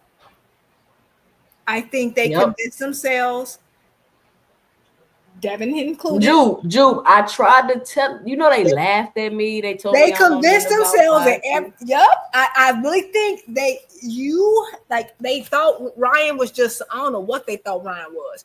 I understand he got some technical flaws, but I seen Roy Jones Jr. has technical flaws. That don't mean you can't fight. Like I'm telling. I mean, that don't mean you can't. That's what I'm saying. Like he has. This is what I kept telling. They messed that one up. I kept telling them Ryan can fight. Ryan can fight. First of all, they kept talking about he a D-level fighter. I said no, Ryan is not no damn D-level fighter. He's not even a C-level fighter. He probably like a B-level fighter.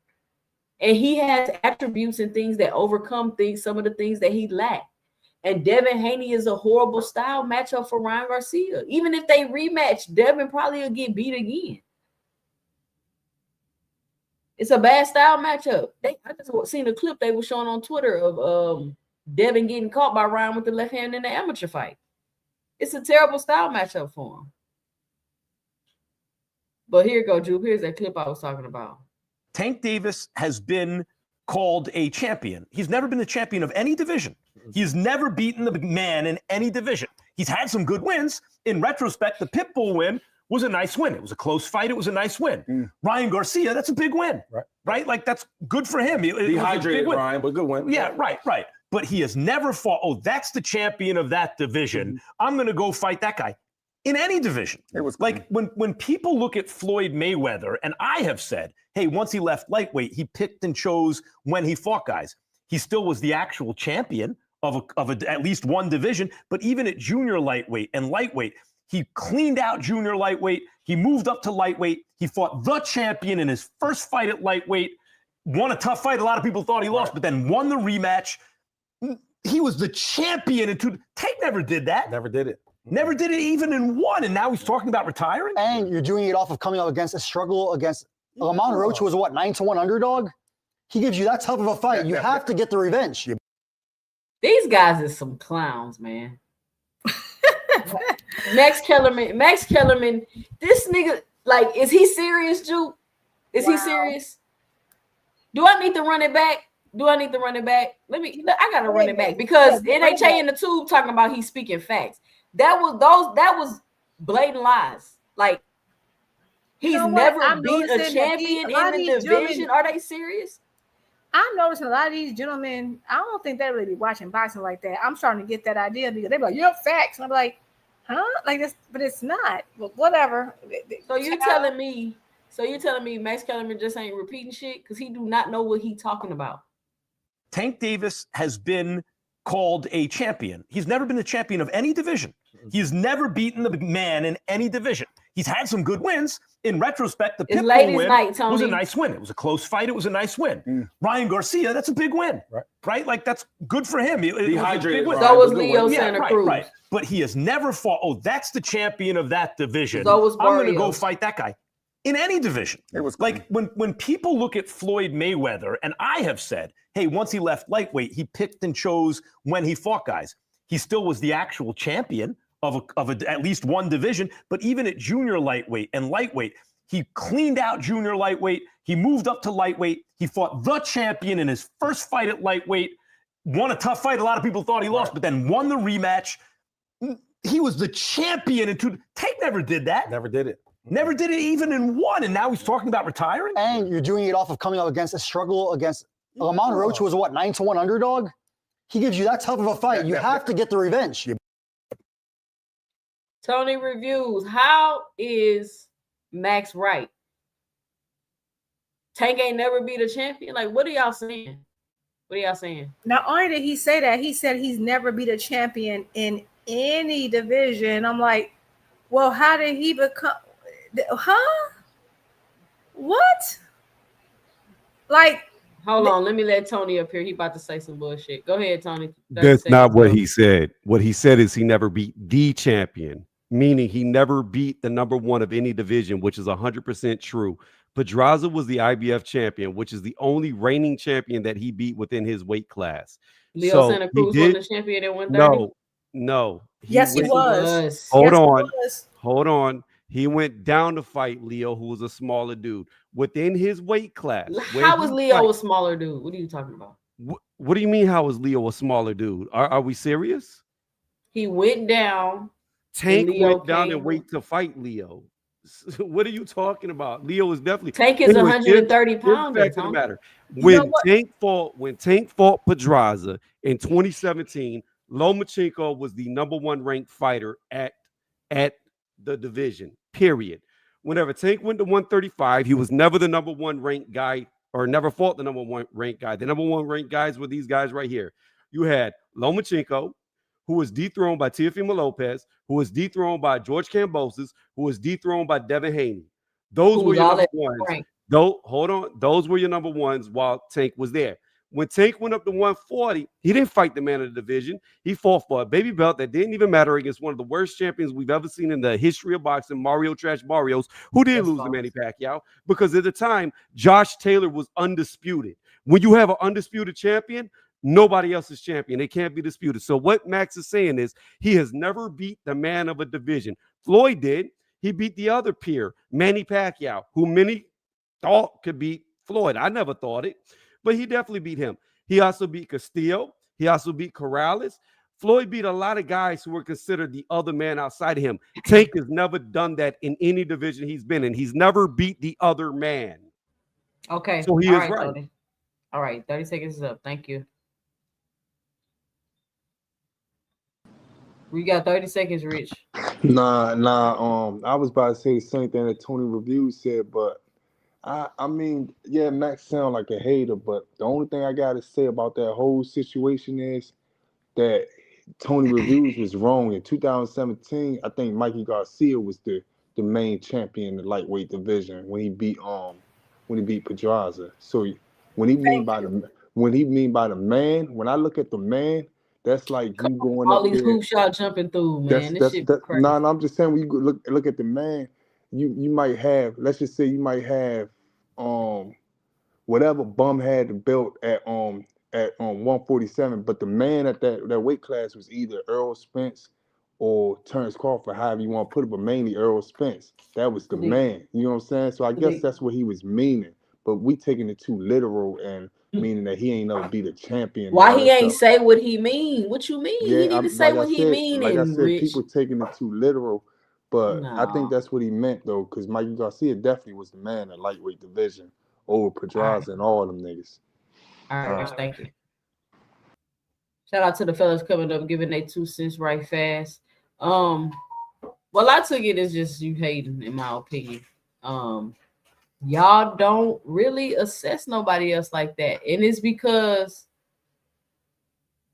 they got belts. Like, what you think about this, right? Wouldn't you think that Tank would be able to fight the better competition because he's the money man, and people would forego focusing on a belt and rather fight Tank? I'm sorry, repeat that question. I said, wouldn't you think that Tank would be able to get the better competition because he's the money guy and people would rather forego getting belts and fight Tank? Yes. So you would agree that most likely he's fought the better competition? I think Tank has fought the better competition personally, but I would think, I think that, I mean, and that's even back in the day, you should be going, I mean, the belts are great too, but they should be going towards Tank. But I just want to say this really quick about what Tony Review said and what everybody said. Max Kellerman said 2 different things. He said, wait, hold on. Let me get this real quick. Okay, go ahead. I'll go ahead. My bad. Shout out to Boxing Hacker with back in the super chat with the $5. He said Bud used what Earl wanted as leverage to get what he wants. That's a good business strategy used by Bud. That's how negotiations work. Be mad at Spence, LOL. But then y'all are getting mad if Spence would have been like, nah, I ain't taking it. Like the shit. Right. Like and that's what's funny. I like to oh, be mad. No one's mad. Because the thing is, no one's mad. Like, okay, that's fine. We're saying Spence shouldn't have did that, so I can't be mad at Tank. So take your own advice and don't be mad at Tank. Either Shakur gonna get down, lay down, and move on. The end. Okay, so, exactly. So why they can't negotiate hard? Right. Then thank you. I appreciate that, Doc Boxing Hacker. You just proved our point. So Shakur gonna do what he gonna do. He gonna do what Tank wants to get the fight, or it ain't gonna happen. The end. Shout out to NHA2 with the $2 in the super chat. He says Tank is the legit Temu version of Canelo. Shout out NHA2. I mean, it's cool all y'all saying this, but you don't get to $150 million opportunity by fighting nobody. Like, it just don't happen like that, bro. It just doesn't. Right. And I mean, whatever. They can, I think they'll just say little insults. They don't really got no boxing history and I don't even know what they even hear or realize that what they're saying is false. So Max Kellerman said 2 different things. People are trying to say, oh, he meant this. No, he said no. He said Tank never did both of those things. He said that Tank never fought the guy who's the man, and he said he never fought a champion in any debate. He specifically said that. He said a falsehood. He said he said or the man, whoever considered the man. And what's funny about it, sometimes there's if everyone's kind of fresh to the division or we haven't seen certain fights, no one's considered the man. That's an opinion, right? You don't know who's the man unless you have an undisputed champion, right? Or either an undisputed champion or someone who has been beat most folk up, beating everybody up. So when it comes to Tank, by the time Tank got ranked to even fight for a title at 130, Loma left. Because remember, he was bringing up itty bitty ringing down. Well, Jude, do you ever notice everybody they mentioned be always at top rank? Back when they had everybody they mentioned is at top rank. That's what I'm telling you. That's why I believe a lot. Remember, I was telling you how reality and social media is different, and that's why I'm like, I don't trust what everybody's saying because again, I'm not getting paid by nobody. I'm not influencing nobody. I just speak my opinion. I don't believe that when I come on here. It just seems like a lot of propaganda, in my opinion. Because when I go out in the real world or you go to an event, it don't feel like that. It's like it's two different realities. It's so weird, right? But so to say that he never fought a champion, who was better than Pedraza at the time? Because remember, Tank fought Pedraza at 130. And that fight was considered almost 50-50. I think Pedraza was more of the favorite. So Pedraza was beating up everybody. So he actually did. So why doesn't Tank get credit for Leo? Right. And then he said, no, he went down to fight Leo. That wasn't his weight class. Actually, it was because if people remember, Tank was still technically, because if one person fights one fight in one division, y'all consider that's not their weight class. Tank had been in 130 his whole career, went up for one fight, fought Gamboa, then went back down. So technically, he was still at 130, but he only had one fight at 135 at that time. And he beat Gamboa. Ain't Gamboa Right, he a beat legacy Gamboa. fight for Devin? They told me to go Gamboa was a legacy fight for Devin. Right, and think about it. He fought, and Tank fought him first. So this was so funny. Tank had been a 2-time champion at 130. He had got the IBF belt, and he had got the WBA belt. And then he moved up to try out 135 because that's when he was undisciplined and not eating right, was looking like a roly-poly around here. So he couldn't get it. So he moved up to see how he felt, and then moved back down and did all the stipulations to fight Leo. Leo was a champion. Leo had already had a fight, so they can't say, "Oh, well, Leo had a fight at 130 before Tank." He was a champion. He was the biggest name at that division at the time. The only person probably was because Gary was still at 126. So yeah, what was a bigger name at 130 at the time? It was just Leo. He beat Leo. So you can't say that. You can't say, like, it's ridiculous. And he moved down. So if anything, and you know, no one said, well, he drained Tank. You know, no one says that. And Leo is bigger. Like, come on, let's be real. So he did. That's what I'm saying. Like, oh, Leo's definitely bigger. Like, that's because someone squeezes their body weight down. I mean, we saw that. People can talk about this weight class stuff, but we saw that. We know that Devin was way bigger than Regis, and he always gonna be. Like, it's just, it is what it is. You know, because you move up don't mean you're just always a smaller man.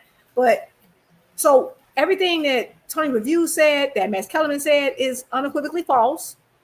And that's why I just be shaking my head, because like people's feelings and dislike of somebody, like, will make them say things that you can absolutely positively disprove. And it's like, why even put yourself out there like that? Well, because and one more thing that's crazy, why are we comparing Tank to Floyd anyway?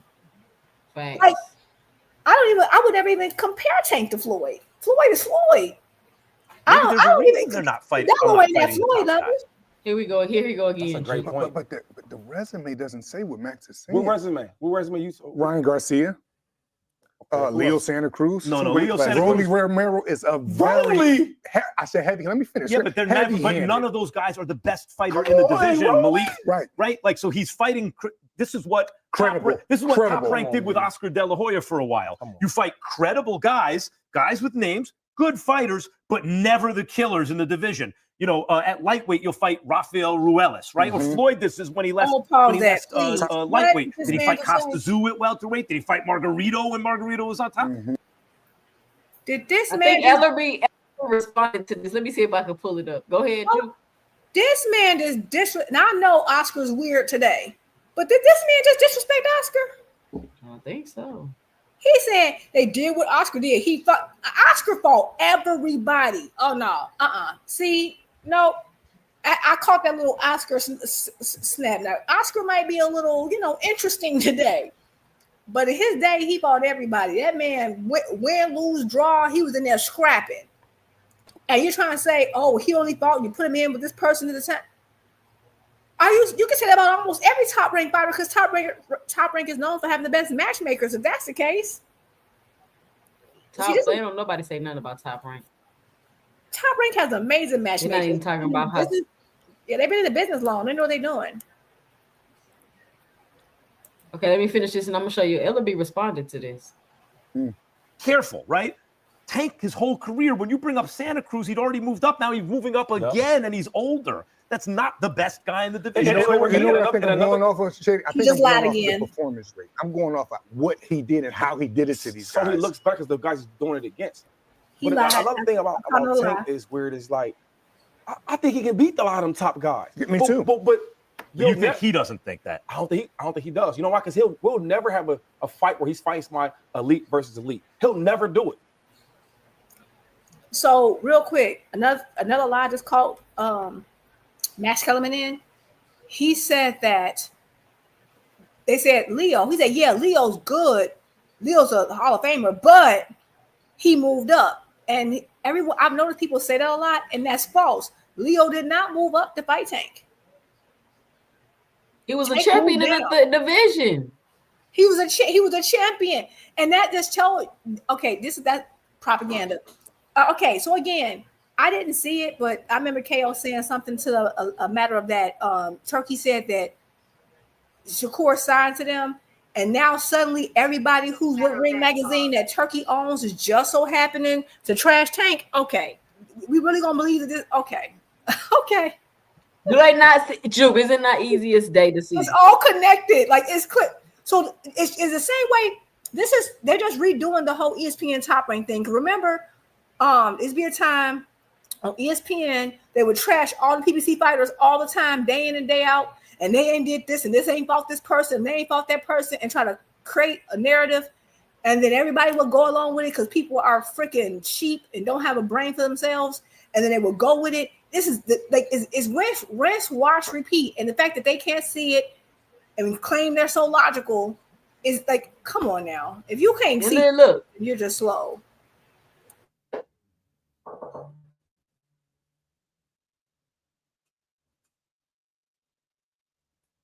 Ellerby responded. He said, would love to come on to debate Max on his comments reference Floyd and Tank and Rolly. He's entitled to his opinion, but in my opinion, he's wrong. Even Ellerby had to respond to that bullshit y'all up there talking about. Like, y'all be so ridiculous. You make people have to be like, nah, y'all tripping. And then when people do that, oh, you a Tank fan, girl. You a Tank fan. You a Tank. Like, you want to call people names and like, I don't call me whatever name you want. My opinion is my opinion, bro. It's not even my opinion. Some of the stuff I'm correcting y'all on is straight facts. To keep saying Tank ain't never fought no champion, that's just a blatant lie. It's a lie. Whether you feel like the regular belt or this belt or whatever belt, he was a champion in the division.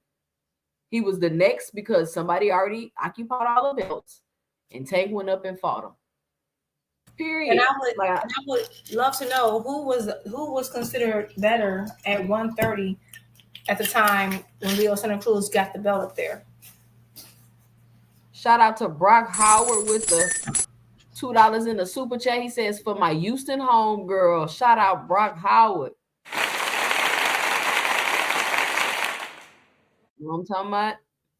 So I don't know, Drew. Like, this is really been crazy to me this week. Just seeing, and ever since really the whole fight was announced, just seeing how everybody's talking, acting, and even how they're responding to people that don't agree with them. And look, okay, the gentleman that they brought up there, I don't know, the football player, I can't remember his name. I know he's a football player, right? The guy right this there. Guy? Yeah, the thick brother with the denim shirt. Mm-hmm. Okay, so the thick brother with the denim shirt. He, that's how. Okay, yeah. If I wasn't sure before, I know by far this is incomplete. This is I know media campaigns because that's what that's working. This is a flat out PR hit and media campaign. Let me tell you why. But you didn't notice that before? This been going on, Ju. No, it's been going on, and I saw what's. I mean, which I suspected. There's a reason why. That's why the ring is not respected like it used to. Once one entity buys it, of course, it's gonna be biased. But we saw the same thing with Top Rank, and I love Top Rank for their fighters and some of the fights they put on, but they were clearly biased against, other outfits, particularly PBC, right? But let me tell you how this is like.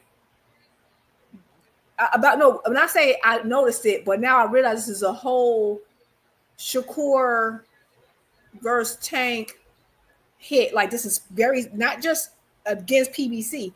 This is specific to them trying to position Shakur in a sense, and that's why I think that Shakur has been doing what he's doing and moving. It all makes sense now. So, number one, you're saying stuff that we can literally pull up and disprove, like saying, Leo moved up. He did not. He had already gotten the belt at 135. He had moved up before Tank went down to fight him. That's a blatant lie. Saying Tank didn't fight a champion. Yes, he did, right?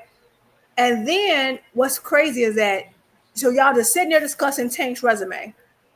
And then who do you have up there? You have Max Kellerman. You have one person who will kind of defend him, who's probably like the most. You have one person who's kind of sort of neutral, which is what's Wilder's old trainer name? Freaky Maliki. Malik is kind of supposed to be the somewhat neutral person, but of course you got Max Kellerman, who's team Turkey team. You know, he's always been a person who he's a company man, and he's gonna say whatever the company position is. But who's the middle person? The person who's from a different sport. That guy, even though I remember his name, he does not like Tank. And if you can remember, he's a guy that picked Ryan to beat Tank. You can't remember. Yep, he sure was. He picked Ryan to beat Tank. He does not like Tank. He never has. I don't know what Tank gets to the man, but he does not mess with that man for whatever reason. He picked Ryan to beat Tank. He's too fast. He's too strong. He's too big. And then a second Tank beat him. He was weight drained. He ain't fought nobody. And so that right there shows you that they tilted the bias against Tank right there. And then the last cherry, the soup, and the thing that's the most obvious is that why are we comparing Tank versus Floyd when most people in boxing on earth can't compare to Floyd? Not even Canelo himself, right? Not even Bud himself can compare to Floyd. And why are you comparing to him? Why aren't you comparing him to, I don't know, Shakur Stevenson's resume? Because you know it won't look as good. So you're gonna jump to Floyd. So they, it's like, to make you look bad. Think about this for a second. To make him look bad, they had to compare him to one of the greatest of all times. Think about that for a second. Like, why aren't you comparing him to his contemporary? Think about that. I'm saying, look, like, why are they talking about Floyd for? This don't make sense. And I'm saying, like, he got multiple contemporaries. Why? Hold on, Joe. We gotta pause for a second. We gotta let that seep in, right? And I'm gonna ask it again, and y'all let me know and drop it below your two. Look, Jupe up here cooking souffle. She Jupe Ramsey up here today. In order to make him look bad, they had to compare him to TBE Floyd. He didn't say Shakur did this, Shakur did this, Shakur did that. He didn't say Devin did this, Devin did this, Devin did that. He talking about Floyd. When the last time Floyd stepped in the ring? And it's a whole different era with whole different levels of fighters. And he jumped all the way to Floyd. But go ahead, Drew. I just couldn't let you just gloss over that point right there because you got some people in the chat that's going to act like they probably malfunctioning now. They probably just at the house. They glitching.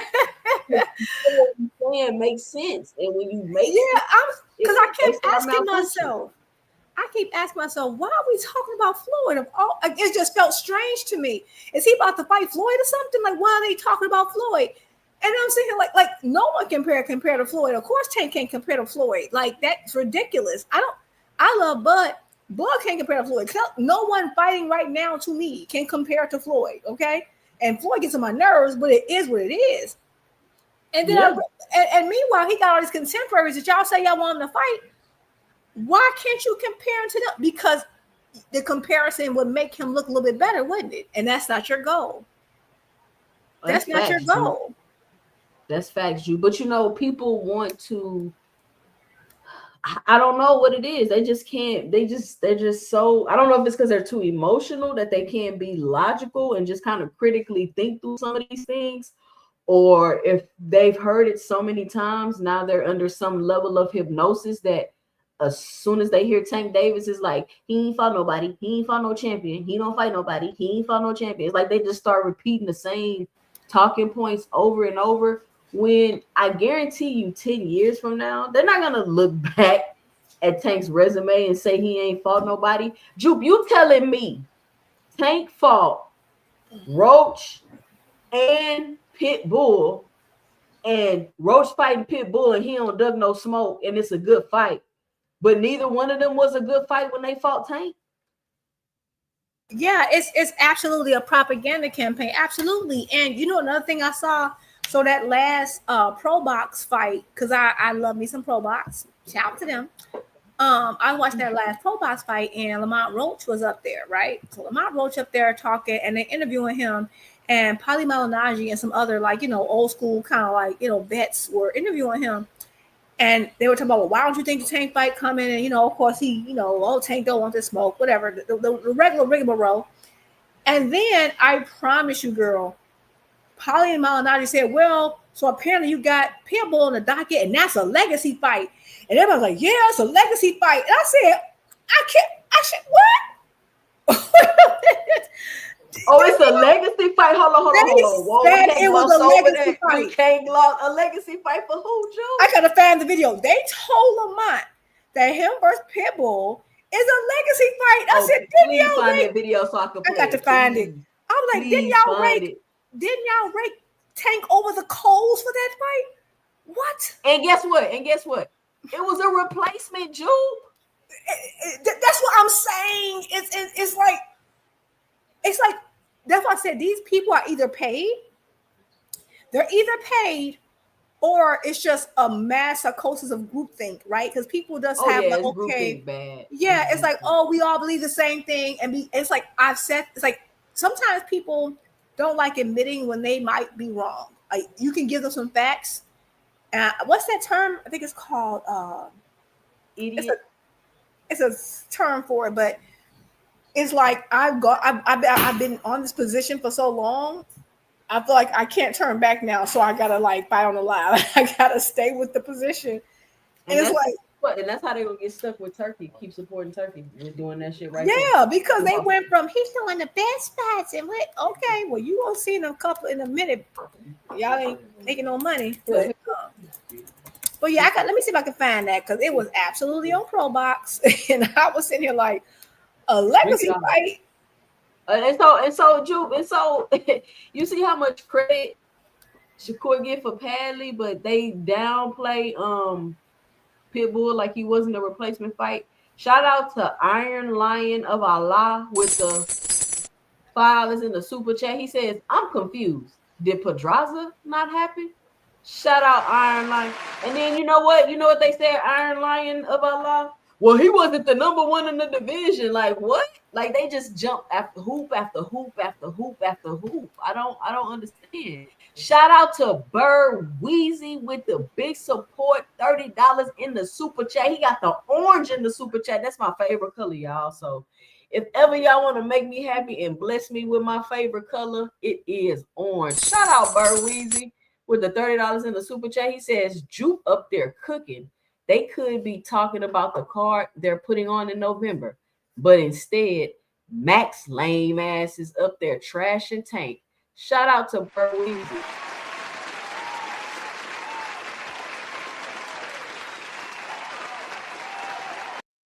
And I know a lot of people like, I'm tired of the Tank talk. I don't want to keep talking about Tank. But I mean, listen, he's been a hot topic. Shakur, he's been a hot topic, but guess what? He ain't a hot topic without mentioning Tank. Think about it. Think about if Tank retires. Like, let's have a serious conversation, y'all. What happens to Shakur if Tank retires? I've been saying this whole time, and Juke, maybe you heard me say this. Shakur Stevenson needs his own identity. He needs his own identity. So it's like at this point, let's say Tank do retire. And even if he retire, he'll probably come back. Most fighters do, right or wrong. So yeah. I think, because fighters do that whole dance with retirement. Sometimes they come back, sometimes they don't. But yeah, I'm not as I don't say what will Tank will do because I don't know what's going on with him. And at the end of the day, he got to do his best for him. If he does leave, I would miss him in the sport. I think he's great for the sport. But if he don't, I respect it. But I have my thoughts on that. I think that strategy too is just my opinion. But either way, yes, absolutely. I think he's gonna be more valuable when he comes back, y'all. Mm-hmm. Especially after the Jake. Listen, boom, retire after the Jake Paul fight, sit out a year or two. But even though I wouldn't prefer that because you're getting rusty, but then you come back after that. Shit, you probably can't even afford to do that. Boxing, the whole landscape of boxing will be different after 2 years. Yeah, I think it just I think it depends on certain factors, but I do get him what he was saying, like boxing has changed so much, whatever. And I think he's holding down what he said, like he got certain loyalties for certain things that he don't mind doing, certain things he do mind doing, work or people who don't mind working with. And if I ain't gotta deal with this, if it's gonna be I think he's like, I want to do it on my terms. If it ain't gonna be on my terms, then bye. And I respect that. It's gonna be on my terms to buy it. And I ain't mad at that. I can't be mad. So Pitbull is a legacy fight, Juke. I can't believe that. I promise you, I was watching it. Chat, what y'all think? Is Pitbull a legacy fight for Lamont Roach? Let me know and drop it below your 2 cents, chat. Fellas in the chat. Ladies, if you in the chat, you should be on the panel. Click the link. This is ladies' night. If you're listening to the replay, make sure you punch the like and subscribe button. And let me know and drop it below your 2 cents if you're listening to the replay. If you're just listening here, replay gang. If it's your first time here, put first time here. If you enjoy the show, put I enjoy the show. Just leave me a comment below. Let me know something. I be seeing a lot of y'all be listening. Y'all don't be punching the like button. Y'all don't be punching the subscribe button. Y'all just be listening. If you enjoy the show, if you hate the show, but you keep watching it because you hate it, and you just want to listen to what I'm going to say that you're going to hate again, you can still subscribe. It's okay. I subscribe to people I don't like all the time. I'm subscribed to people I disagree with. Right. And like I said, I don't mind them saying it because I do think Pitbull's a good fighter. Like because I remember seeing Pitbull fight, because I feel like Pitbull was like on the Tank undercard once. And I remember seeing him fight on like some other, I don't know if it was a PB, remember like PBC was on Fox or something? He was knocking people out in the first round. I've been following Pitbull. Yeah, he was because they was calling him Mexican Mike Tyson. Yep, he was toasting people, and I was like, okay, he kind of hard to hit because he makes himself such a small target. I actually like that fight. And I actually feel like he get hit less clean than Zepeda, but you know, they pick and choose when Mexican style is good or not. So who knows? But I actually didn't mind it. So I mean, I just feel like if he's a legacy fight for one, he cannot be for the other. Like we can't. It's just that okay. It's just something that's not working in the sport of boxing. Like Tank's past opponents are literally running boxing right now, right? Like they just been. Say it again, Jude. Come on, Jude. I hate to cut you off, Jude, but you be cooking. Wait a minute. Wait a goddamn. I'm gonna have to do that every time Jude say something. Listen, say that one more time, Jude, about his past opponents. What they doing? Tank's past opponents are pretty much running boxing like they are like everything is becoming like they have so much weight and leverage and everything contingent upon them. For example, when Rolly beat Ryan, I remember people who trashed him like, oh, well, Devin should fight him. I'm like, no, y'all say he was trash. Like, think about it. Half of welterweight, and they can say, well, welterweight's trash now. Is welterweight what it was? No. But is it terrible? I can't say. I don't know yet until we see. But I will say one thing. Welterweight, half of welterweight is literally people that Tank beat. Like his past opponents are literally like running a whole division. Like what are we talking about? And then like Turkey just had a main event based on 2 people that Tank beat. Like they're all over the place. You can't escape his past opponent. So then we can't. So I don't know. Then that means no one. Then basically, if you're saying if his resume. Look, hold on, Juice. You can't even. You trying to You're having some cognitive dissonance right now because you can't even put it to. I can hear the cognitive dissonance. It's like my brain is like it's not functioning because like. If his resume's trash, then almost everybody between 130 and 147 is going to be trash because you can't do nothing without fighting somebody he beat up. Okay, look, here we go. Here goes some pushback, Drew. Jason Williams say that's not a flex. Take opponents 8 now are now welterweights. That means they were weight drained when they fought Tank. You seen that hoop he just made up and jumped through? You see that hoop he just jumped through? Like, what are you talking about? How does that mean they were weight drained? Oh my God, he would win an award and like he could literally be the leader at Ringling Brothers and Barlin Bailey for that hoop he just But that was high. That was high with flames around it. Okay, yeah, athletic. Oh, you got the flame. Oh, she said you was jumping through the burning hoops, Jason. You had the flames around it. I like that. He did. He had flames around that hoop. No, it doesn't mean they were weight drained because they fought him years ago. So I mean, so if they were weight drained, were they weight drained or did they drain down so they wouldn't fight people their size? I mean, I don't know. That doesn't mean they were weight drained. It means that they moved on and they moved on and matriculated like everyone else does in the sport. It doesn't mean they were weight drained because they were already competing at that division before he fought them. Were they weight drained when they were like was Rolly weight drained when he was working his way up the rankings? Like Barrios was stopping everybody. Barrios was stopping everybody. Was he weight drained then? Like that doesn't mean anything. That's just you jumping through an unnecessary hoop because you have more emotions than facts, which is fine. Have your emotions. Shout out to Mr. Greg in the building. What up, Mr. Greg? I hope you're doing well.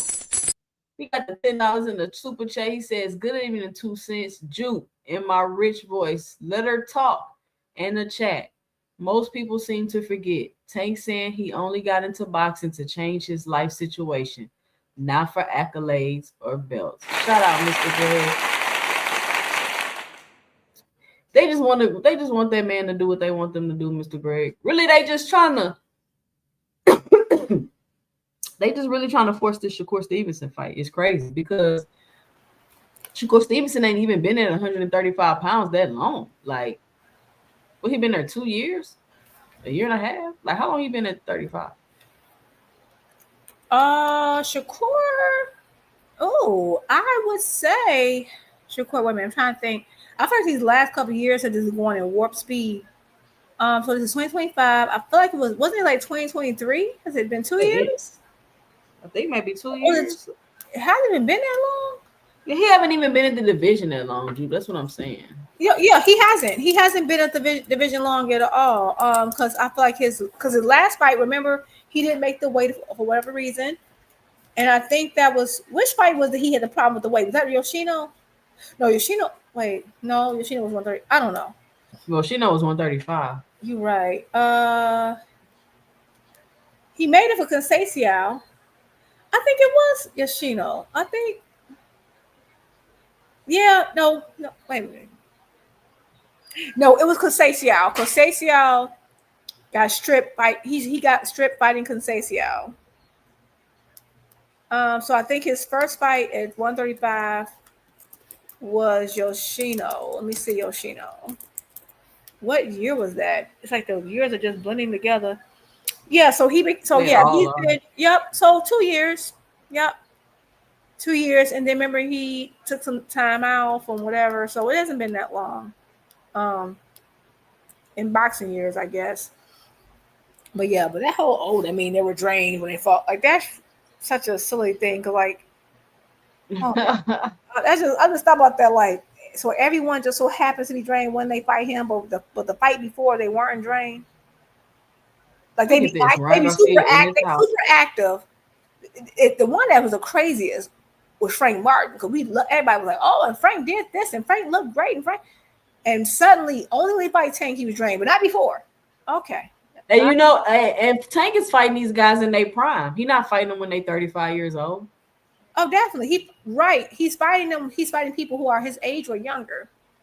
That's what's the crazy part. He's fighting people his age or younger. So I know they want to hate on the man. And I'm not saying he got the perfect and bestest resume of all time. Could it be better? Yeah. Could it be worse? Yes, by far. I just think for whatever reason, y'all are committed to believe in a certain thing and facts don't matter, which is why y'all can let Max Kellerman lie to y'all and claim y'all and y'all don't check it. Like y'all literally, man, the men folk will go along with anybody. You can tell them anything. They're like, yup, he right, he smoking, cooking. Like you can tell them anything. So I guess, but and I think about this video. Huh? I'm about to play this video.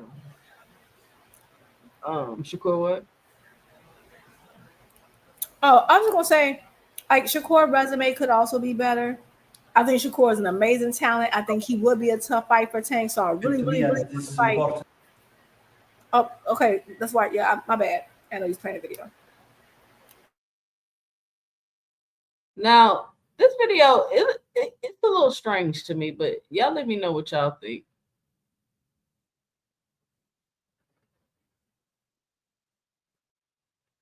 Come on. This is the gloves of the champ. He gave it to me, and this is important gift from him.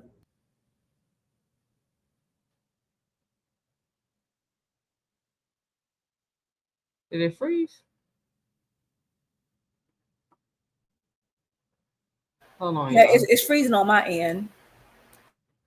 Let me reboot it. Cause why Terence Crawford grabbed that glove like that, biting his lip?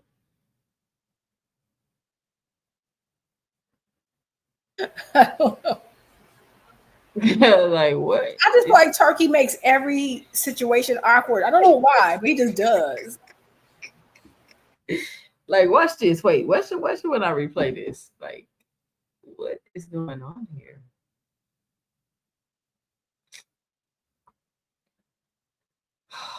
I don't know if I gotta find the video again. Shout out to Mr. Greg back in the super chat with the $5. He said Shakur career has never been spectacular. That's one of the reasons why he is petering out, in my opinion. Shout out, Mr. Greg. Mr. Greg say he's petering. He say Shakur Stevenson is petering out. Come on now, Mr. Greg. You gotta be petering. What is petering? Slowly fading. I don't think he's fading. Come on now. I would think petering. He is, Juke. That's what I'm telling you, Juke. I think that, and it could, maybe in a long run, it might work. But I think that, I do think that, like, I feel like he has some momentum in so far as gaining fans and more notoriety, right? And I do think him going on that undercard in Saudi Arabia just kind of like hit him a little bit. So he does, I don't know. And the fight in whatchamacallit with Berlanga on his undercard. Yeah, like I still don't understand why people are not mad about that. And that's what showed me that they have more loyalty to like this guy, Turkey Al-Sheikh. Which is, I mean, fine. I get it. He has put on some good fights. I'm not hating on that, but I don't understand how like people are okay with that. Like, yes. Like anything this man does, like, well, it's okay. Like, there's no way Shiraz versus Berlanga should have been the primary, like the headliner. There's no way. Let's read some of these comments. Jupiter says they want Tank to lose, and they want to force Shakur onto people they like. That Shakur style of fighting. Berweezy say he fought Edwin for the interim title at 135. Shakur is the #1 champion at 135. Not really. We just here to shit on Tank and his resume. He fought Edwin for the vacant title. That was for a vacant title? Juke, the Edwin fight was for a title? Haney got dropped 80 times against a fighter who Tank stopped. He thought shit was sweet. Damn. I don't know. Well, they're saying that they Shakur. No, that one for no. Wait a minute. Hold on. Now, damn, shoot us for being boxing fans and wanting the top guys to fight each other. SMH. This is why the networks don't want to fuck with boxing, but willing to give TKO $7 billion. No one is like, how many times did I say I won't take? You see, it don't matter. And nobody gave TKO $7 billion in AK2. That is false. And another thing, like that's what makes me think that, like, and I'm not trying to accuse people of things, but like that's why I say I feel like people have agendas, because we can all, both me and you have both said we won't Tank versus Shakur, and they will say something that no one, they're like, man, I don't know why y'all mad that we want, like, literally no one said that. Like, y'all, I don't know if y'all just got a script that y'all have to post in this mug or something. They're just trying to be manipulative and make right. Like I don't know if is that a script that someone asked you to put because no one said. how many times have I been advocating for Tank versus Shakur? Look, Bud buddies. Ain't nobody said nothing about Bud. Oh, but I say he always playing victim. I mean, we ain't talked about Bud yet, but yeah, he always playing victim. Talking about PBC blackballed him, and did you hear that, Bud, saying that?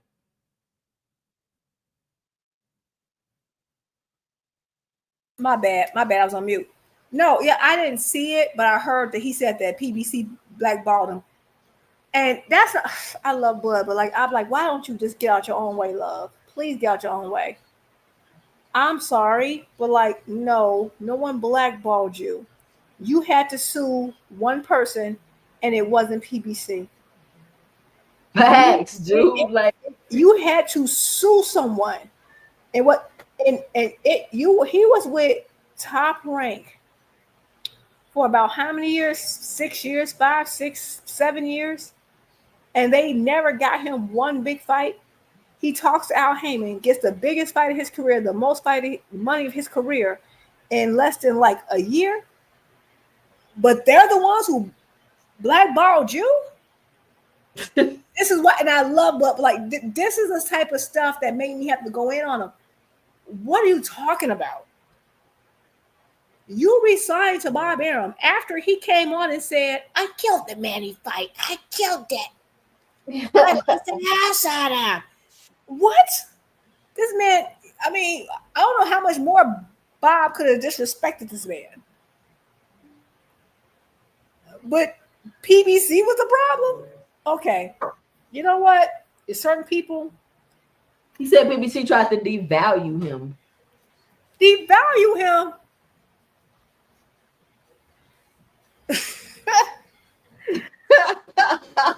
Oh my God. It did. Let me see. Hey, does anybody have that clip? Please send it to me.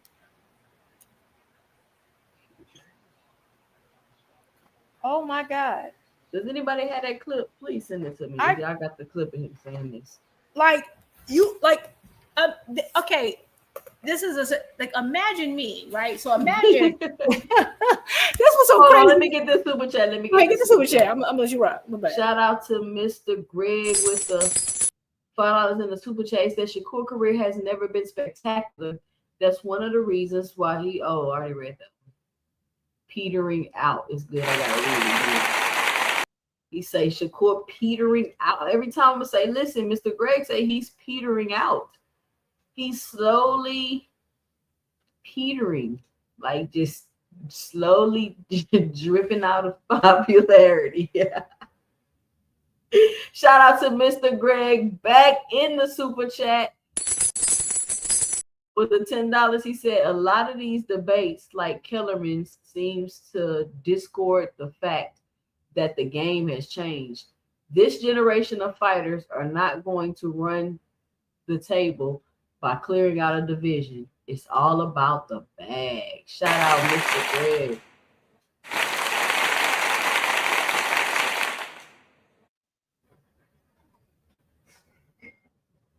Go ahead, Jude. Yeah. Bud is funny.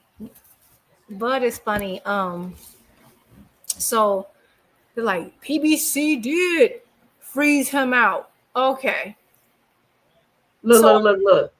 They did blackball him, and they definitely tried to devalue him. 70-30, 60-40. It's boxing politics, nothing new.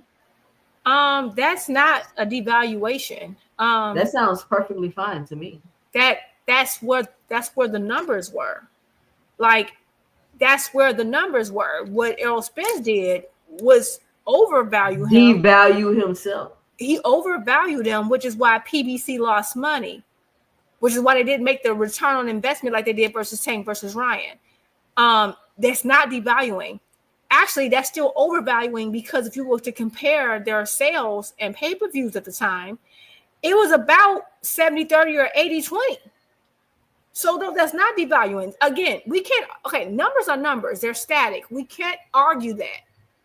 If I'm bringing in an audience of 200,000, just for example, and you're bringing in an audience of 1 million, and you say, you know what, fine, let's do 70-30, you're actually helping me because I'm only bringing 20%. And at that time, that was the difference between Spence and Bud. Numbers are numbers. You can't argue with numbers. That's not devaluing. Like, what are you talking about? That's not. His own promoter was out here saying he lost. He never made a profit off the man, which he was wrong for saying so. Because I disagree. So when you say Bob devalued him, and that's the crazy part. They're mad at. Think about this for a second. Bob trampled all over this man's name. Said he never crossed a profit. He could have built this with the money I wasted on you. You ain't made me no money. You're not accusing him of devaluing you, but you're accusing the people who said, okay, you bringing about 20 to 30% of the revenue that Spence brings in. So let's do 70-30 because you bring 30%. Let's do 70-30, 60-40. They're devaluing you. Baby, Bob Arum, you would have never made that with Bob Arum. Ever. No. Unfortunately, as much as I love Spence, Spence is just kind of like this southern sweet guy who just went for the okie doke. Ain't nobody else going for that okie doke. I wish you would come to me. Now I'm bringing $100. You bringing 20 and say we're gonna put our money together and split it. No, we ain't. No, we are not. Like, why would PBC put out fake pay-per-view numbers, G? Okay. I think that's for people who believe the earth is flat. So, okay. I'm not even going to touch that. And water isn't wet. I got you, baby. We're not even about to delve into that situation. False narratives. Which narrative is false, Best Videos? Which narrative is false? You know, over on Dean channel, he got a rule like either you click the link if you trolling in my chat, or you send a super chat. I don't like that. I think that's a good idea. Like people like Hannibal who be over here trolling that don't never support the channel or click a link. I think I might have to implement that over here. That's like a very that's some good. All I want to know is I never want to hear men are the logical gender. I never want to hear it again. Oh, we are done with that. I never want to hear it again. Never. Baby, what? I never want to hear that men are the logical gender ever again. Oh my God. Y'all have destroyed, baby. That's what a beauty of the internet. It has destroyed that. It has destroyed that because y'all are a mess. Okay. They didn't devalue him. I feel like Bob did, and that's why I felt like Bud should have really went at him a little bit more. But people, for some reason, he can disrespect Bud. And you know, so when I talked about Bob disrespecting Bud, they don't say nothing. It's almost as if that's not within their contract. Oops, I didn't mean to say that. It's almost like they're not. But it's clearly paying against the PBC. Like you can see that clear as day. Also, yeah, it's almost as if I'm gonna pull up some of this interview. I'm gonna do a live review to it tomorrow. But we could do like a little bit of it tonight, because I don't believe, and I love Bud. I mean, he got what he got. You know, Spence did what he did. That's fine. Do I expect everyone else to do it? No, I think I wouldn't expect any. I wouldn't do it. Never. I'm not doing it. And no one in the chat would. I mean, if they would, then go ahead and contact me. Let me get in contact with you so we can do some business. So I can go ahead and get y'all. If y'all sweet, you know what I'm saying? But yeah, what have you? I'm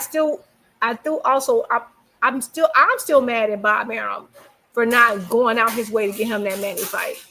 Like, I'm still mad, but apparently they're not. You know, they didn't care. So.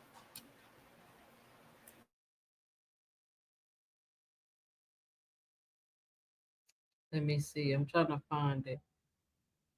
Was the interview he had? Is that the one he had with? I got the interview. I'm just trying to see what part I want to play. You know, they got it broke down. Let me see. Canelo. Is that the interview that he had with Andre Ward? Andre Ward. Okay, yeah. Matter of fact, now you say that. Now I need to find that. I promise you, I heard probably my not just say that in that pro box. I gotta find that pro box. I watched it on my TV, like from the YouTube TV, and I heard I should have like time stamped it because I was like, "Are you serious?" Which fight was that? I gotta find it.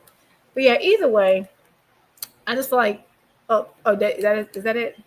And you've been making your money. You've been negotiating, doing your thing. And we're going to talk about that because you put a number out there, bruh, and people really think you made that number. And I ain't asking for you to say what number you made. I'm saying you got people out here, they just finally made this. I'm like, bro, this is, y'all tripping.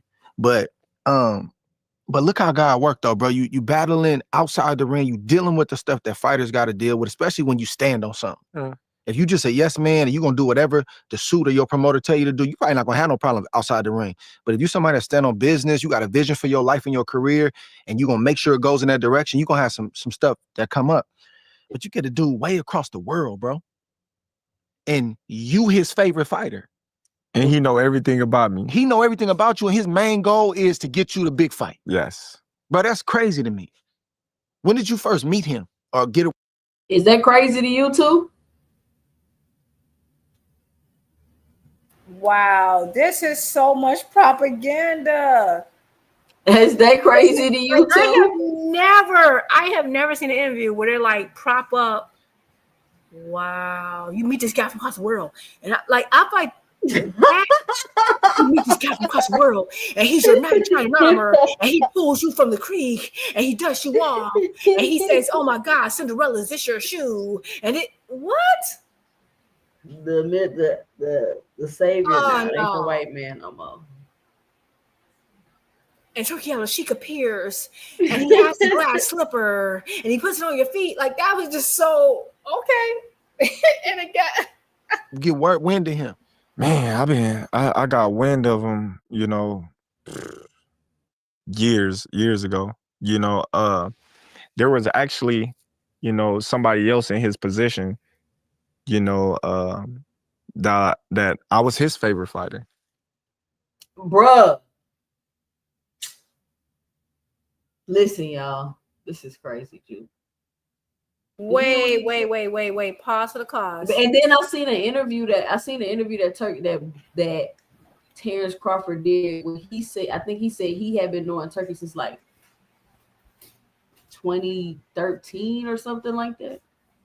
He said how long? Like 2013 or something like that. Hold on. Okay. Or like he been knowing Turkey for a long time, basically, is what he was saying in the interview. And so I'm like, really? How you been knowing Turkey this long? It all makes sense now. Oh my goodness. He Mm-hmm. said there was someone else in his position, and I was his favorite fighter too. Mm-hmm. And that person also happened to just be in the Middle East. Okay. I don't know if you picking up what I'm putting down, sis. All I'm saying, Jupe. You know what connection he just made? All I'm saying, Jupe, is he got 13 belts and 6 fights. And all the propaganda just so happens to be anti-PBC. And it all just so happened to be connected in the Middle East. And it okay, not even Middle East. Somebody say that. Look, Katie folks say they talking about Daniel Kinahan. I'm sorry, I need to get some water. All right, so let me let it play. And he wanted to do business with me, but he wasn't on the level of Turkey. They like, man, he nothing. So when Turkey came into position, and I met Turkey, it was just different. Like he wanted the best for me because he seen how, I was getting blackballed. He seen how the system was, doing me. He seen how, the promoters was having this agenda to assassinate my character. And, it wasn't just Top Rank, it was, other promoters like, oh, he don't sell. But when you look at every arena that I didn't fought in, I didn't packed it. Vegas, MSG. It didn't matter where it was. Yeah.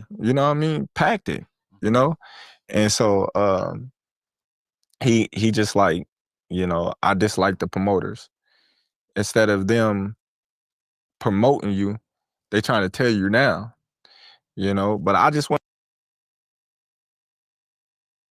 What? Didn't Bud refuse to do the interviews and all that stuff? I heard that, but I think what's so funny about, oh my God, like the connections, my brain is like on, like my brain's connecting so much. You know what? I got two things to say. I'm gonna let you finish playing the video. Like, for one, everything that Bud just described about people playing with his name, devaluing him, and like saying he don't sell, that's what's crazy about these Bud fans. That's why I don't think they're real Bud fans. I'm a real Bud fan. He's talking about Bob Arum. That's Bob Arum. The very first, that whole Bud don't sell stuff was never a thing. Because I thought he was still the number one driver of views at Top Rank. And that's and what's funny is that I never forget Errol Spence went to bat for him. Because they kept trying to push Lomachenko. And I used to get mad about that. And that's killing them, and all of them were the ones disrespecting him to his face, saying Loma was better than him. And even though he was doing the better numbers, it was Bob Arum disrespecting this man. And they really prioritized Loma over him, which I think they could have made him even bigger, but I feel like they kind of cut him off, kind of clipped him off the knees a little bit. They did. But for some reason, they're making PBC the scapegoat. And it's like everything he just described was all Bob Arum. Now his sales at which he sued for it. Right. Like your sales could have been better if it wasn't for Top Rank. That's not Errol's and PBC's fault. Top Rank was your promoter. They're the ones who did you dirty, and you re-signed after he told you. Okay. But in the other stuff, now my brain, look, one quick thing, Tank is smarter than a lot of people give him credit for. That's all I'm going to say, because he didn't figure it out. You know Al ain't over there playing around. He know what's going on. And let him. I just, you know, keep doing what I'm doing. And, you know, I always said, as long as I keep winning, that's all that matters. So when a lot of people say, oh, well, he was fighting Canelo for the money. You know, I got money. I been had money. You know, I could have been retired. You know, I was fighting for legacy. Jude. But then he also say he spent 9 hours negotiating. 9 hours negotiating with who? He spent 9 hours straight negotiating this fight for Canelo. Let me see if I can find it. Hold on. Wow. Did you hear what he just said? I'm going to play it one more time. Legacy was what I was fighting for, because I knew beating Canelo, legacy, I could have been retired. You had money. You know, I could have been retired. You know, I was fighting for legacy.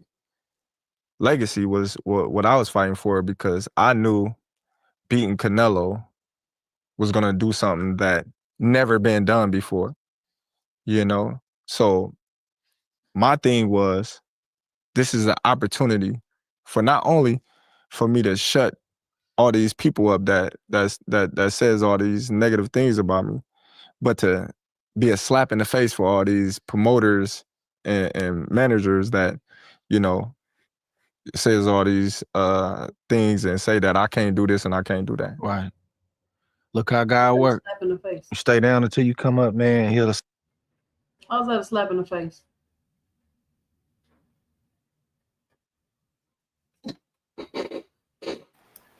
Ooh-wee. I'm just sitting here making connections. I'm happy. Talk about your negotiations to make this fight. Like, I ain't saying numbers. I'm saying just the process to like get it done where you was like, all right, my side is done. I negotiated my side. It was tough. It was tough because I remember, you know, they all brought me in and it was crazy. They was like, you by yourself. Where was you at? What country was you at? I think we was in, I think that's when they had that big event. It was for Shakur was it London? It was for Shakur fight. and I think we was in Saudi. Okay. So they brought me in there. Then we went to the little back room, and we was there for like 9 hours, going back and forth. Dang. You know, they not budging, I'm not budging. I'm in that mug like this. I'm like by yourself, by myself, and they like, and they calling Turkey. He's not. they talking in their language and texting, and we going back and forth. And yeah, I'm like, man, I just want to talk to Turkey. They's like, you can't talk to Turkey because he's your friend. So they trying to protect Turkey from the friendship. Yes, because he gonna give in. Yes. So they basically was like, you know, that's crazy. Hey, we gotta get the deal done. You know what I mean? Like you can see Turkey when you get the deal done. And I'm like, oh, man, listen, y'all talking about ain't making sense. You know, did you have a number though? Yeah. Or you kind of had a number like I want to be in this range. Yeah, right? I had a number, and it was just like they like, man, listen, we gonna have to talk. so we all in that motherfucker for like, you know what I mean, 9 hours, dog. 9 hours, bro. I'm telling you, I'm straight. That's bro. crazy. They tired, sleepy, irritable. Like you could tell everybody frustrated. But it was one time, it was like at a moment where we just sitting in that mug like this. Right. Just trying to figure it out. Like, everybody just quiet. And I'm like, So is it me or did he contradict himself? Shout out to Rollo Green with the $9.99 in the super chat. He says, just because I know it's got to be hard, standing on that BS for Tank. Shout out Rollo.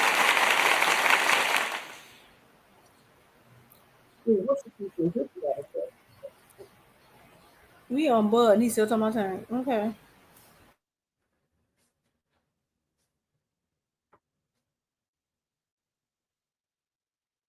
So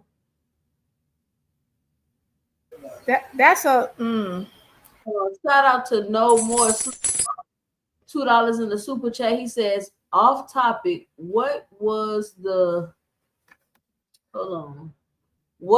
split between Dev and Cambosis? Shout out to them. Something ridiculous. Something ridiculous. I don't remember off the top of my head exactly what it was. But go ahead, Juke. What you got? I was just gonna say that I love that Bud said all that because this gives you so much insight.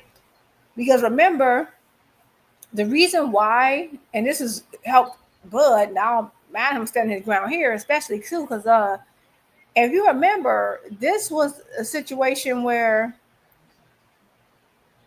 Turkey cost himself some money. He kind of had to give.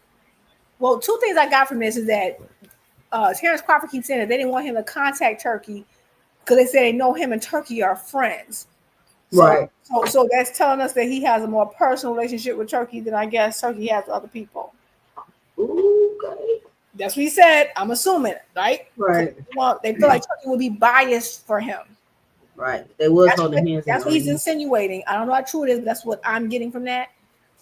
And then the other thing is that Turkey was kind of put himself in a rock and a hard place because remember the fight that was initially offered for Canelo was Jake Paul. Right. But he was but he knew that if they got that fight, PBC would then have the biggest fight. So he had to try to see if he can get Canelo away from that. So Jake Paul has no opponents, right? So remember he did that whole switcheroo and lies to the public and then came out. Remember? He did all that. So because he did all that, it kind of left him stuck. So I'm happy that Bud kind of played him. So he had to overpay. Well, he had to give him whatever he wanted because he had to make the fight. Right, because it wasn't just about Bud versus Canelo at this point. It's about me trying to keep PBC from putting on Paul versus Canelo, which is huge.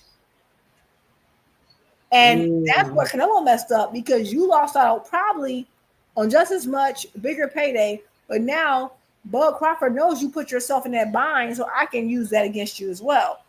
And that's why I'm saying, like, so when we say that they're bleeding a lot of money, this is why. because you're so adamant in trying to. Not only are you trying to put on your own fights, you're trying to harm other people from putting on bigger fights than you. But why is it gonna be worth it, Ju? Like I just right. I mean, I get it, the whole Zuffa thing, but I don't even see that even just being nothing for real. Right, because now did it pay off? Is it gonna pay off? Like, okay, because now well, I guess they got that $7 billion deal, Ju. I mean, yeah, I mean, I hope it pays off. I mean, maybe it will, but I would say had Canelo won, you had him versus what's his name? The Shiraz. Now because that's Turkey's real guy, right? It's Shiraz. So I don't know, like what direction do you go in for either of them? So I don't know if it was I don't know, I would just say that Turkey put a lot of effort to making sure PBC couldn't make this particular fight, but it's costing him a lot, and I don't know if it was worth the investment. We'll see, though. We shall see. We shall see, because even now, I think it's to the point where, like, you know, PBC would have never made what fight, Juke? I mean, Boxing Hacker. I think we're seeing at the point now, because everybody's like, what's next for Bud? What's next for Bud? And, you know, it's looking like he's going to be, you know, looking at the landscape at 160.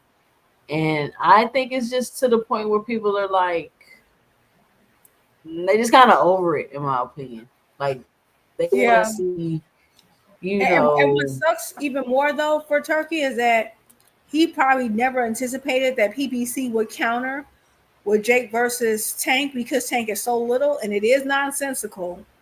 I hate to fight, but I really think, I think the next couple of fights, all these fights we've been getting the last couple months and coming forward, I think it's more about this battle between like this. I don't want to. You can do your thing, but I'm not giving you. You see what I'm saying? I think and with Bud saying that, it makes more sense. And Bud, like, I don't really care. I'm just gonna make my money with baby boo boo. Do you, right? But I think that's a part. Now that he said that, it makes sense. Because like, if they didn't want to pay a certain amount, they're gonna say no. But they already walked their way to try to snatch Jake Paul fight from Canelo, which honestly, Canelo would have did better fighting Jake Paul, because it would have been a bigger audience, someone who's not as skilled. He's bigger, but it'd been a bigger. I think it'd been way bigger. And now, so PBC just like, okay, well, we got another star named Tank Davis, bam, and you didn't think that they were gonna, you know, respond with that. So yeah, that's interesting. It's just so much political stuff going on. But the bigger issue I got with this is that now I'm connecting all these different little dots that I hadn't connected before, because when he said I was working with someone else who was in his position, that right there, it connected so many dots for me. It connected for you, Juke. Boxing Hacker is ladies' night. Boxing Hacker. I don't even know why you popped up here. Oh Lord, what this man got to say? It's ladies' night. He's trying to get on. Yeah, but I'm gonna give you 30 seconds, Boxing Hacker. Go. 29. Yeah, 28. So I just want to say the Jake Paul versus Canelo fight would have been MVP promotion. It had nothing to do with PBC. So I don't know what the conversation about PBC is even about. You know, it was gonna be an MVP promotion. That's why Jake Paul had the contract. That's all I need to say. Salute to you guys. All right. Actually, it did. It did. It was. PBC was a part of it, just like PBC's. They were. They really were. And I remember they were talking about it. They even announced. So unless you're saying all legacy media is lying, then okay. But they were. But anyway, what I was gonna say is that him alluding to a certain person in Saudi Arabia, right? That who was in the position before Turkey? That's the question. Right. And so now it's got me thinking of who else was in that position. And it just so happened that all the fighters that were connected with him are just so happened to be connected with freaking Turkey Al-Sheikh. because that man was wanted. We already know what we all talking about. And now it's making me think Terence Crawford was getting treated so bad, Ju, that the rich people from Saudi Arabia had to come over here and use him to tear down boxing. This is so much bigger than what people think it is, and all I'm gonna say is, Tank is right. I'm sorry, like we can hate it. That brother's right. He's right. And that's weird because now, okay, who was one of the last big guys who was signed to him and now can't? It was this whole investigation. We heard this person's name forever, and now we find out that you were connected to that person, and now you connect. And I'm not saying like anything underhanded is happening. Come on, Jupe, stop it. I'm not saying I can't say that without shadow of a doubt. All I'm saying is a lot of weird coincidences have been popping up with certain associations. And I'm gonna say this, and this I'm gonna let this be my conspiracy theory, my one tinfoil hat. Y'all can call it tinfoil hat. These glove incidents that's been happening with certain people, and I'm gonna let it go. I'm gonna stop it. I'm gonna let it go from there. Cause it's like, huh? Like, and then okay, what you say earlier? You said that it was so many so many belts and so many fights. What were you saying? It's 2 cents. You made 13 belts and 6 fights. Who had 13 belts and 6 fights? Terence Crawford. How? 5 division champion.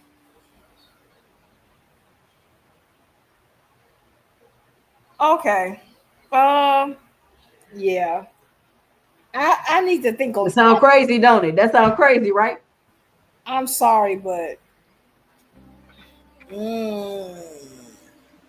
this is. I mean, there's only so many coincidences. There's only so many coincidences. What you thinking, Jupe? Hold on, let me get paid in full. His 30 seconds. Paid in full. Where you been, brother? How you been? What's going on? I'm dealing with a death right now, so I've been out the way. Oh, okay. But no, I only wanted to connect some dots for y'all real quick. Okay, so y'all remember back when the Errol Spence fight was being negotiated the first time? Remember Bud said he had a silent what you call it? Like pretty much a hedge fund. That hedge fund was directed from Daniel Cunningham. Yeah. That's who connected Turkey and Bud together. Right. So he pretty much was the man behind the whole situation, which led Turkey to get involved with Bud Crawford. So that's pretty much all. That's all right. Paid in full. Yeah. And that's why you remember. That's why Al was skeptical at first, and when Bud did that video, he was like, Al said he was talking to somebody, and I was like, I don't know who that is. Like he was denying he was denying that he knew who Al had been talking to. You remember all of that? Vaguely. All I know is that something. This is not, and I'm not accusing any particular fighter or anything. Like I don't care what anybody say. Only so many coincidences can happen, but what you think is a coincidence, Jupe? Okay, I do remember him saying I have a investor, and everybody, it's like all these secret investors. And I do remember there was a time when they were saying that, Cunningham, but I forgot the name of the company, was managing certain fighters. One of them being Tyson Fury. And then Tyson Fury, for some reason, has not been able to come back to the United States since. You don't know why Tyson Fury can't come back to the United States? He's connected with some mess. I don't know. With the TK Global thing with Daniel Cunningham. Okay, right. I can't remember the name of the company, right. And which they also said for a short time. Okay, so that went away. Fine, we got Turkey Al-Sheikh, who just popped up out of nowhere, which people rarely do. And now, to me, that just that's, and he was also working out of Saudi Arabia, because if I remember correctly, that's who put on the fight between Anthony Joshua and Ruiz rematch Remember? Yep. Yeah. But look, Juve, I knew you wasn't better, right? Do you know why Top Rank ain't get their ESPN contract re-signed? Oh God, no. Why? Because a fight fixer basically told on them that they worked on the Anthony Joshua Ruiz fight, the Deontay Wilder Tyson Fury fight, and the Earl Spence Terence Crawford fight, and that they were taking money under the table from Kinahan, and that they owed them some money that they never paid them for working on those fights. What? And so Top Rank, hold on. Top Rank was about to re-sign. This was right before Top Rank was about to re-sign their contract, and then all this came out. And so Top Rank did not renew their contract. That's why their contract didn't. You can look it up. It's articles about it, everything. That's why Top Rank did not get their contract renewed, because that they told on them about them taking money from Kinahan on the table and all that other kind of shit. Wait, Toussaint, are you serious? I'm serious. Wait, so they said that they were working on the which fights again? You said Spence Bud. Ruiz Joshua. Spence Bud, Wilder Fury. Those are all the three fights that I've said have been. Okay, which Joshua Fury? Which one? The one in Saudi? Wilder Fury. No, but you said, I'm sorry, but you said AJ Ruiz, right? Yes. Which one? The first one? The one where AJ lost. Wait. Okay. Yes. 60 seconds. I had all the fights, some funny shit happened, Jude. Hold on. I've been drinking some wine. I had myself a glass of wine since the process. Right now. Wait a minute. Okay, I'm gonna let you process that. I'm gonna let David up and give him 30 seconds. David, what's your 2 cents? You got 30 seconds. Welcome to the show. What you got? Hey, I just want to say is you want to know a good coincidence about the whole thing? All those connections came through London to Top Rank through London. The link between Turkey came through London to Top Rank. And at the same time, that's when a lot of sabotaging of ESPN boxing on ESPN Plus started going on, with the UFC doing events on every day that Top Rank would try to do a pay-per-view show or a regular television show. And that's why their numbers just started plummeting. All right, David. All of that started right around that same time. Damn, that's crazy. And that's when you heard Timothy Bradley constantly and other commentators on Top Rank and on that show, Out of the Ring, or what they call that show, Inside Boxing or whatever they call it, that used to have Max Kellerman on, right? That's when they was talking about how bad American boxing was getting. You know what I mean? And how people weren't coming out to boxing matches. That's when they started that whole propaganda. So, in other words, they used Top Rank to cut their own throat with ESPN. That's why they ended up snitching when it came to Daniel Kinahan. Yep. All And meanwhile, y'all take it easy. All right. Mr. Greg, what's your 2 cents? What you got for the show? Be real quick. The other investor that Bud had during that time was Warren Buffett, because they're good friends. Because if you remember, he told Al that he had 2 investors. One he knew. The one that Al knows is Warren Buffett. The other one that they were speaking of was Turkey and people involved with Daniel Kinahan. But what you're seeing now, what's revealing now, it's not new. We just seen it now because it's more pervasive. This has always been boxing, cutting each other's throats, doing underhanded stuff, because basically you still have the very element and atmosphere of corruption. So don't be surprised when you find out more things that's taking place behind the scenes that'll make They'll make your hair stand on the back of your neck.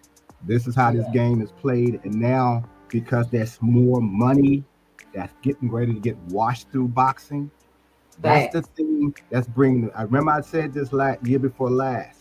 Sooner or later, the feds are going to be back in looking at boxers, and the way this game is going.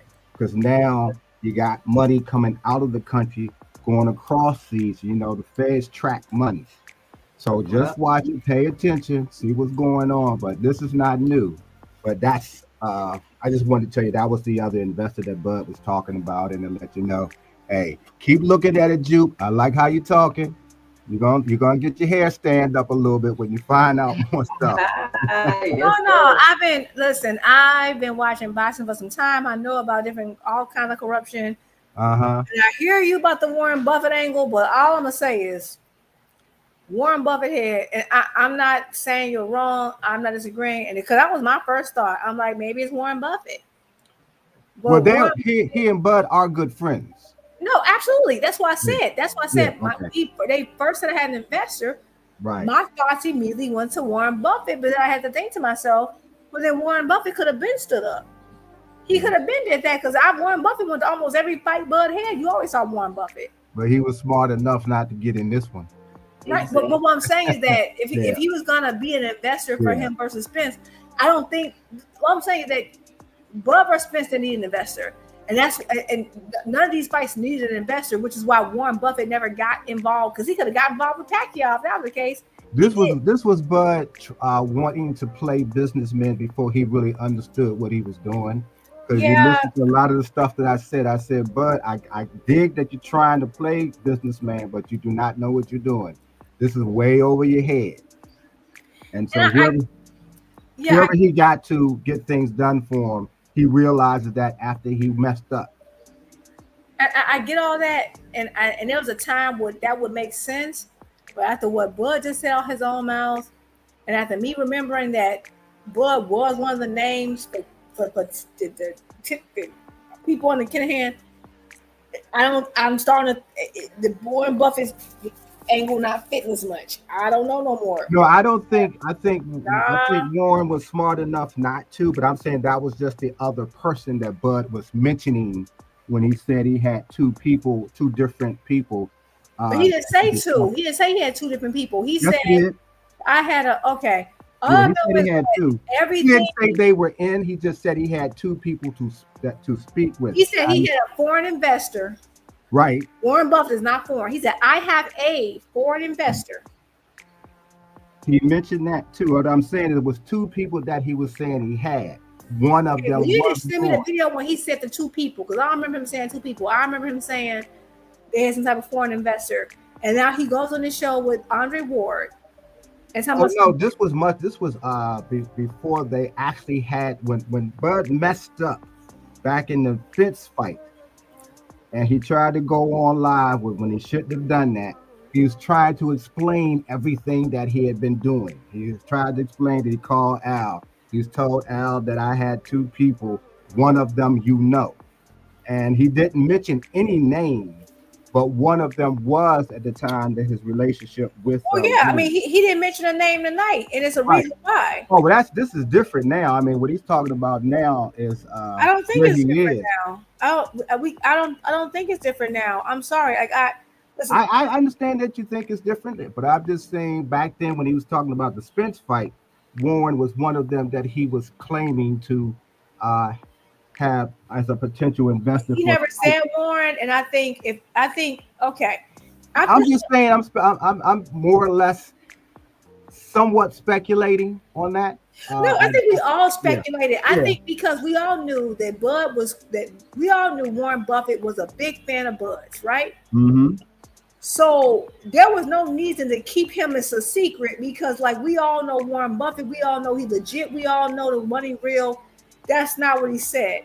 And at the end of the day, like if that was like he said, you're trying to think about it, you're trying to negotiate with the Al Heyman.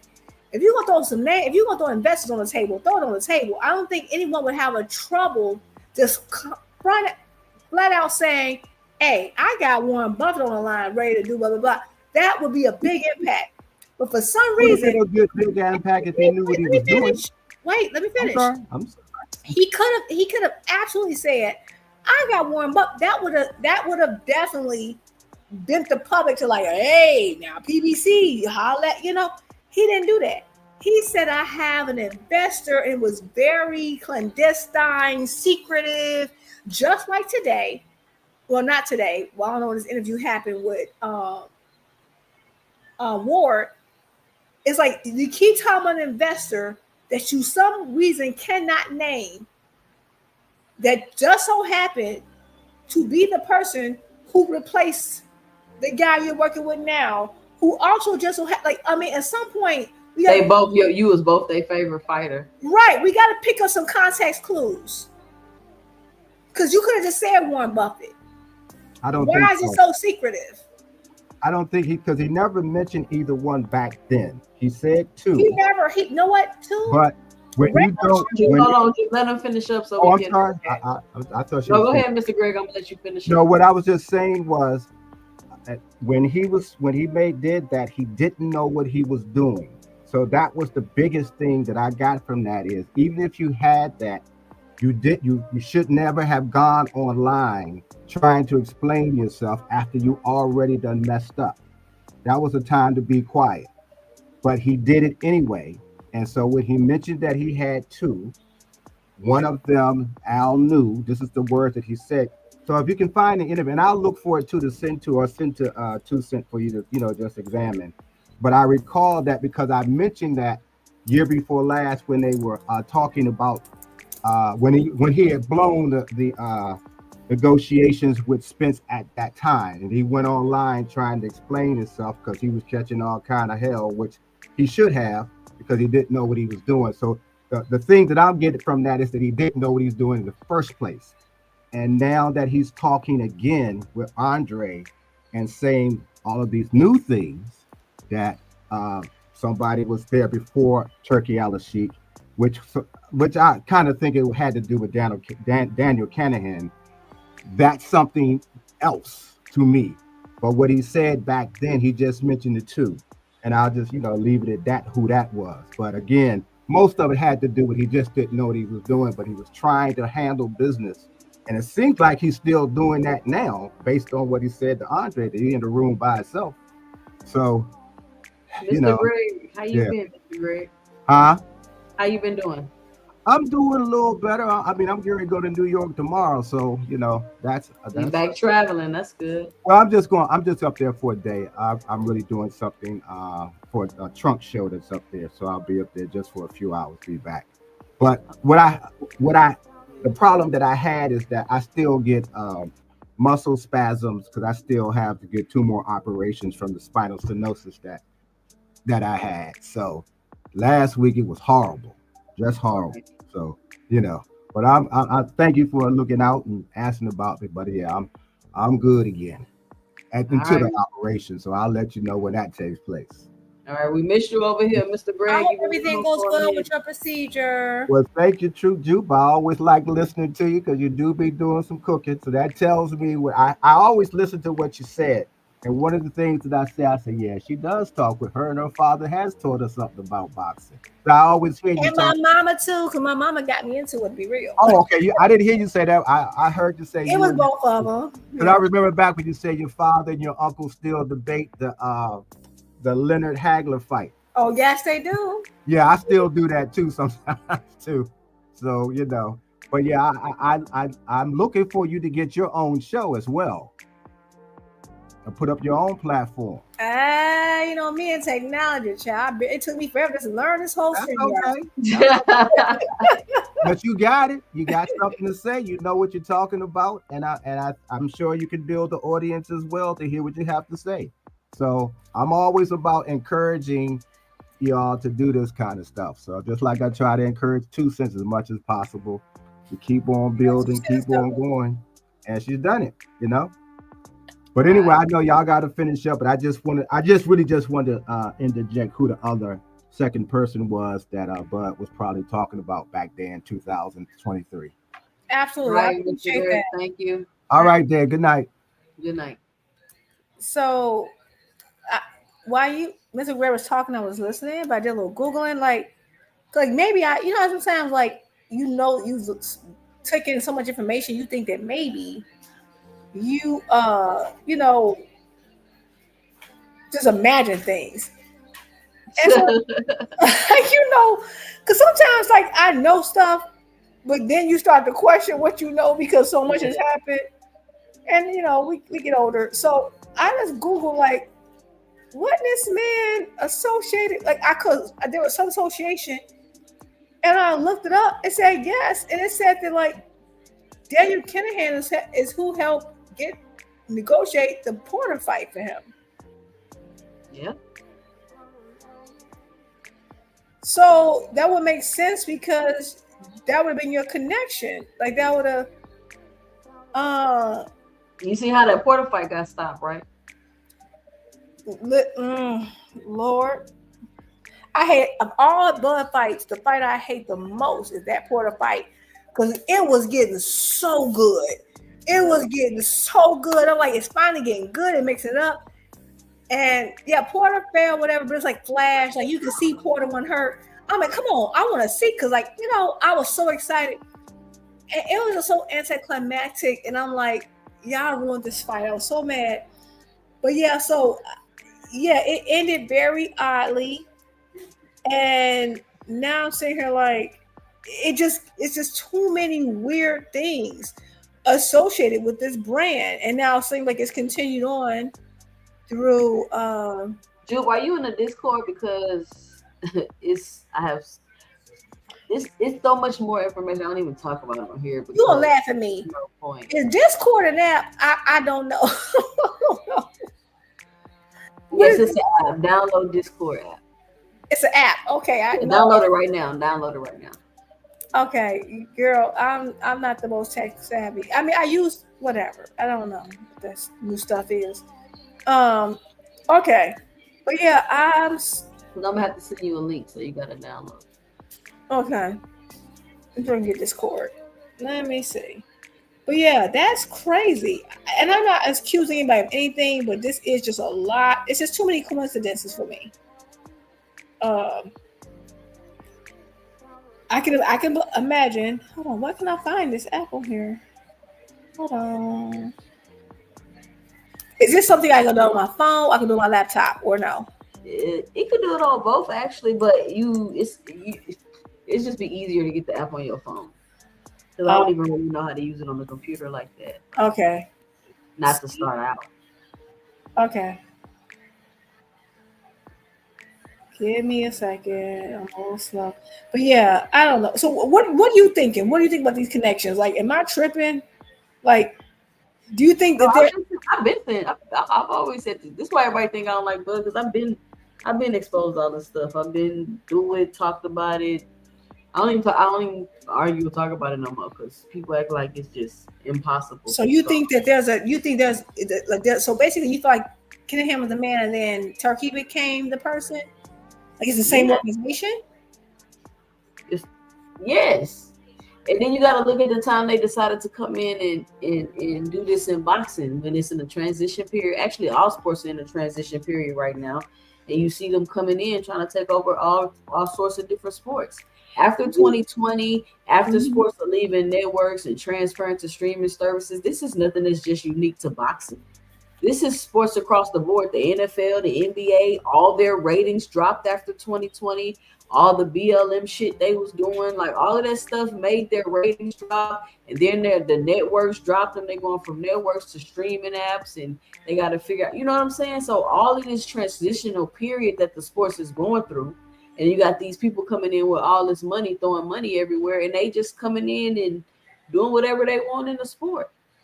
That makes sense. You think about when it started, like this Kinahan Bennett, but Kinahan all that fight, shooting people up and running out the back door, like Kinahan been in boxing.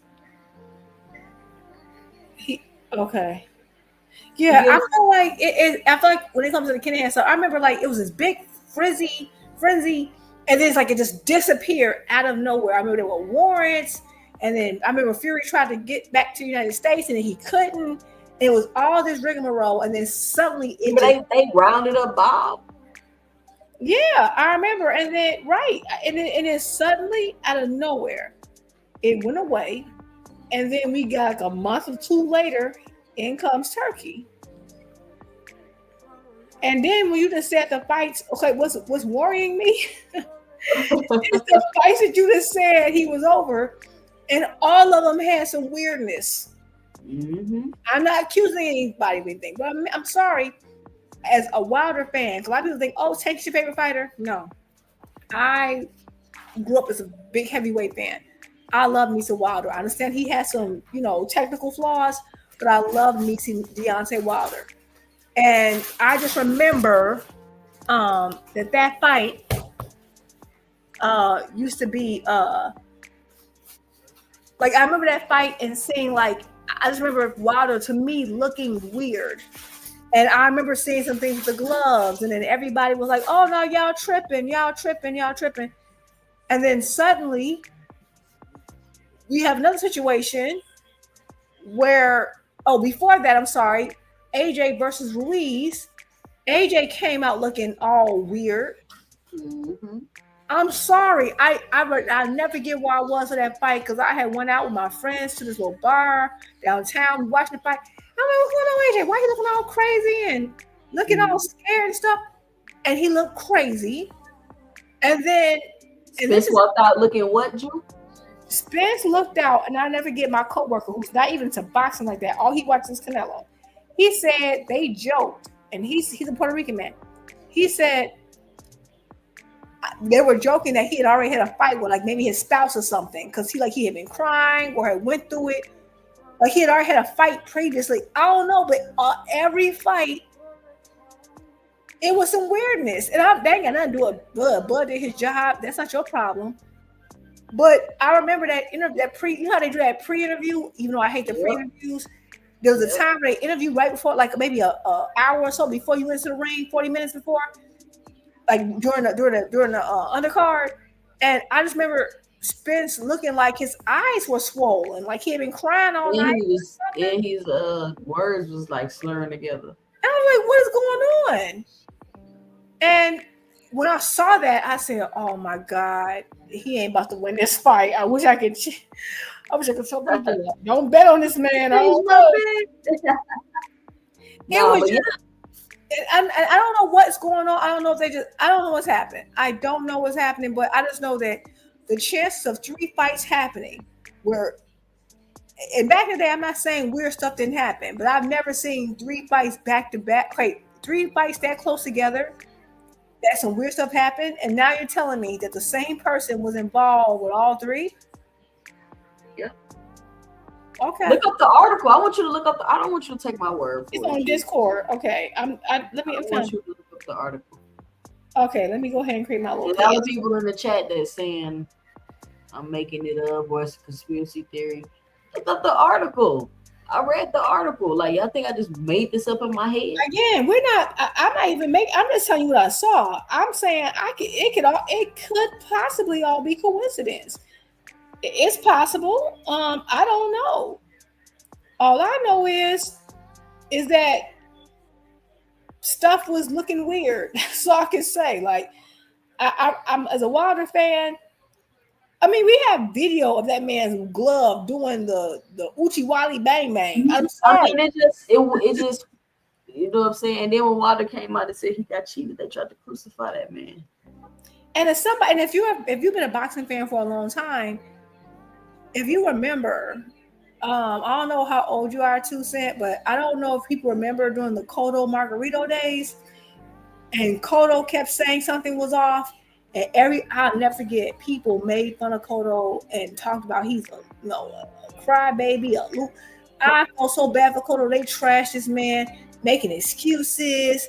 And he said no, they trashed Cotto so badly. And then come to find out, it took Mosey's team to find out this man wasn't lying. Yeah. And I was like, this man wasn't lying this whole time. Everything he said was true, but everybody was just so, no, y'all just, because in the moment, they're so fanned out that they just want to win a particular argument that day. They don't care about this man's life and how it's going to damage him permanently. They're so emotional, and then comes out it is, and then they're like, oh yeah, and these are the same people who will tell you we gotta take Ryan Garcia cheating seriously. But people did the same thing to Cotto. They did the same exact thing. And don't believe it, man. And I'm not saying some cheating went down, but I've been watching boxing long enough to know that I can't take like weirdness as like, oh, it's nothing. It's one time maybe. Thank you, Jupe. This is the thing, Jupe. You hear people say cliche and casually, oh, boxing is the most corrupt sport. Boxing. But then when you talk about something that could possibly happen that's corrupt, they act like it's impossible and you tripping. Right. It's like, we know it's possible. Okay, what's the man just came on and said, hey, you're gonna be surprised, boxing has always been corrupt. Everybody like, every time we talk about something corrupt, boxing has always been corrupt. And then we say something that could potentially looks funny. Oh, you just make excuses. Now, which one is it? Is boxing always been corrupt, or are we just talking about, and I'm not saying it's, at the end of the day, anyone trying to gaslight and say, oh, y'all tripping, da da da da, they're not real fans of boxing. They're just people who are here to win a particular argument on a particular day. And now that we know, according to certain people are getting paid, or they're working for a particular agenda. I don't even care what they say at this point, but that's just too many dang on coincidences. And I'm not stupid enough to believe in that many coincidences. I understand math and probability. And it's extremely unlikely. Like once fine, 2-3 times, nah. Now stuff looking funny in the light. And I hope we're wrong. Like I said, I'm not saying anything. I'm just saying I'm taking all this in like right now. I didn't realize. I was watching this Bud Crawford interview this here where he was saying he the one who kind of like made a connection. I didn't expect this to happen tonight. Mm-hmm. Anyway, okay, so I'm on Discord. I think I'm on Discord, girl. This is a weird little app. Anyway, girl, how do you? Let me see. I'm gonna see if I can send you the link somehow and put in the private chat. Okay. So I mean, yeah, Juke, that's what I'm saying, man. It's crazy. It is what it is, though. I mean, you know, this is this is 2 Cents Boxing, where we talk everything boxing and everybody's entitled to their own opinion. But I'm just here to make you think logically. That's all we're doing over here. We may speak about some things that your favorite content creator don't speak about because they too busy spitting and screaming and yelling and inviting you to their genitals on the screen. But we don't do that over here. We talking. I asked about something else. Oh my God! I ain't gonna say it because I'm gonna send everybody mad, and I don't really want to put that on nobody. I'm gonna shut up. It's okay. I'm holding. Let me type it in a private chat. Let me see. But I'm trying to see how I can get you on. Oh my God! I gotta see how I can get you on the Discord. And y'all, anybody know how I can get you on the Discord? I don't even understand how this works.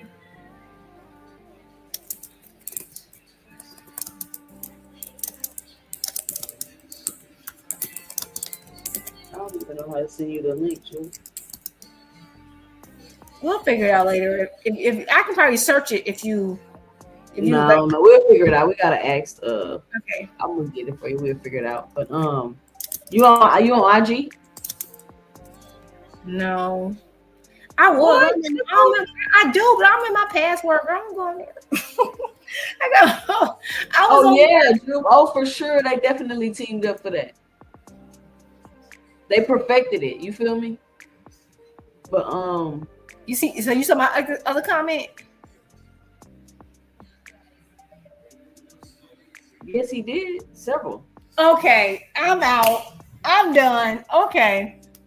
Now you got me. I wasn't even on this. I didn't want to be on here.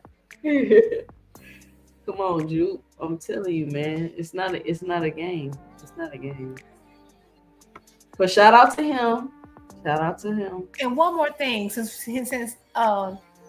Greg brought it up, I promise you, my dad. I was talking to my dad, and he was the one who said, he didn't want Wilder to go over to Saudi Arabia. He always thought something was fishy with the Fury fight, and he told me that Errol should have moved on. Yep. I was like, no, Dad. My dad, I'm telling you, listen to me. and every time I talk about that fight, he's like telling you something ain't right. I'm like, man, whatever. I was like, whatever. You just superstitious. Girl, now I got to tell this man. Okay, I'm letting it go. I ain't got nothing else to say. I don't know what else to say. Come on, Drew, give me your final 2 cents. What you got for the show? Good cook today. My final 2 cents, and thank you for having us because you have such a great show. 2 cents, I appreciate it. But having something for the ladies. I will say in general, I hope we really get Tank versus Shakur. I think that's possible, but I think it's super easy if people just play their roles. I think the problem is that people don't want to. Everybody, it's not just that certain players don't want to play their roles. The fans want the roles reversed. Only in certain situations, though, when they don't like someone.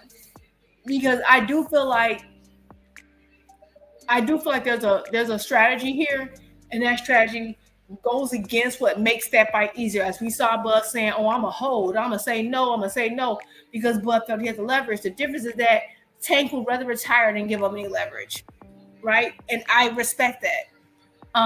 And I think that Shakur thinks he can use public pressure to kind of like change that. I don't see that changing, especially after we're hearing that Tank can make anywhere between 50 and 150 million. Baby, that's gone. Like the idea of peer pressuring him is gone. So I just need him to get over that. And what he needs to be doing is trying to build his name. If he wants a bigger piece of that pie, you're gonna have to you're not going to take the little side cuts that your predecessor took. You got to do what you got to do to make that fight.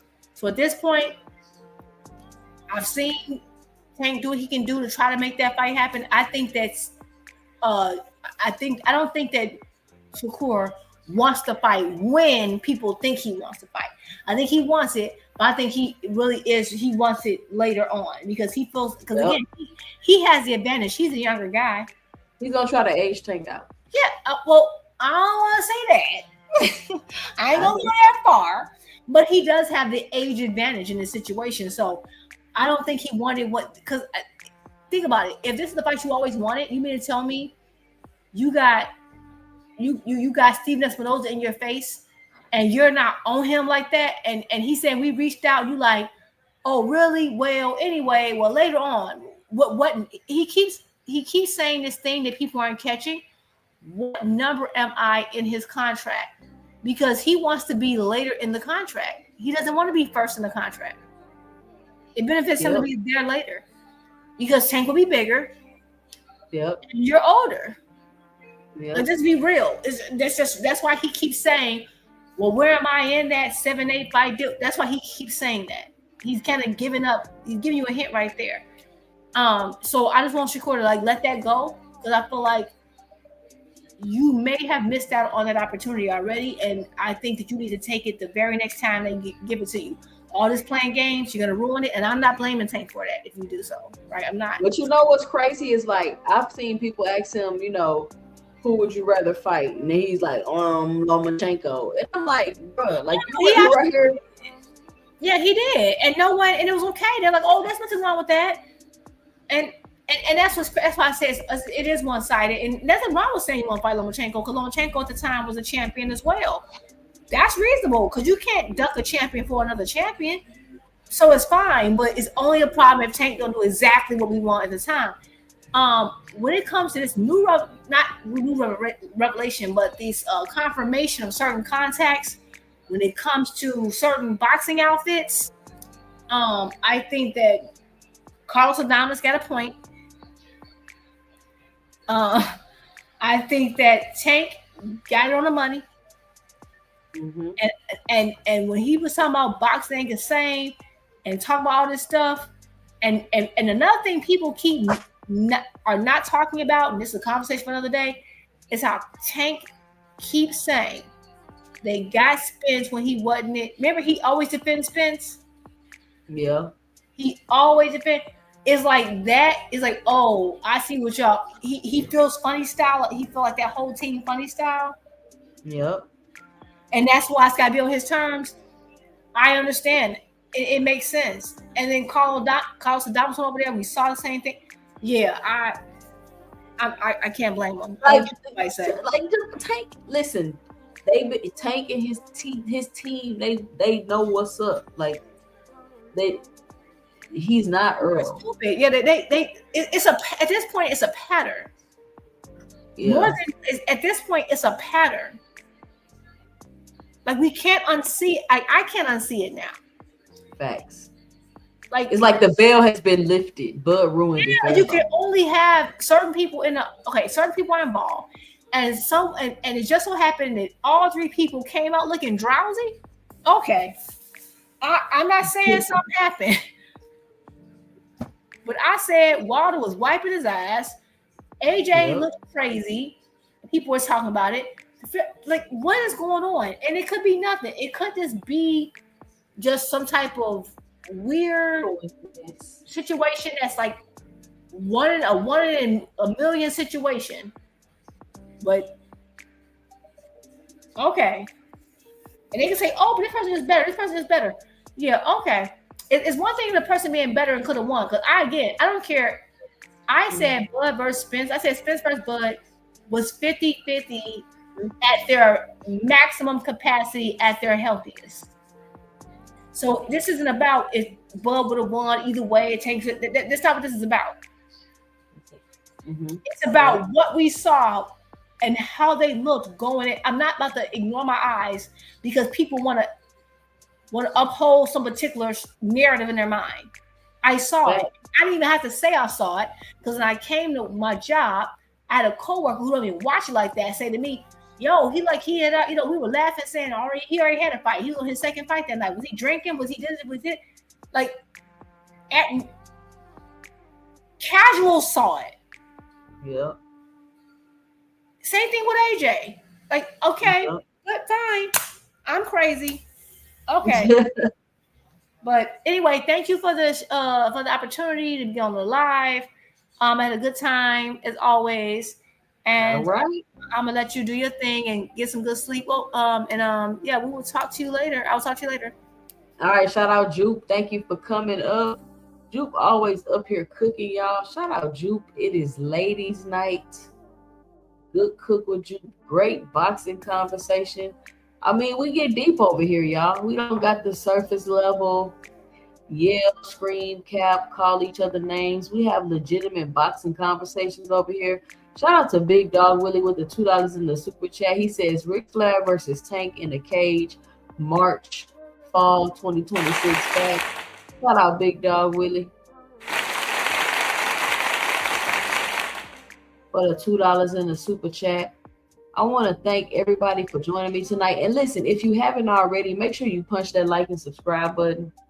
Make sure you turn on that notification bell because I will be doing a live review tomorrow of the Bud Crawford interview with Andre Ward, all the smoke, the live review. You know how we do. We come over here, we watch the live review, we review it together. Everybody let me know and drop it below their 2 cents as we go throughout the video. Y'all be sure to help support the channel because I don't know if Andre Ward is going to copyright me and be like, no, you can't monetize this. So make sure y'all come through and support the channel. A lot of y'all like those live review shows I do. So make sure you come through tomorrow. I don't know what time. Turn on your notification bell so you can be notified when I go live and start the live show. Great conversation tonight. Bud, Tank seem to be the topic of conversation. It's a lot to unpack. If you know, you know. If you don't, you don't. It depends on how deep y'all go with this boxing research. Just listening to YouTube and sitting on panels and going around and repeating talking points ain't enough. You got to do your own research. You hear me say something on here? Look it up. I'm not making up stuff. And I'm not going to give you my source. Go look it up.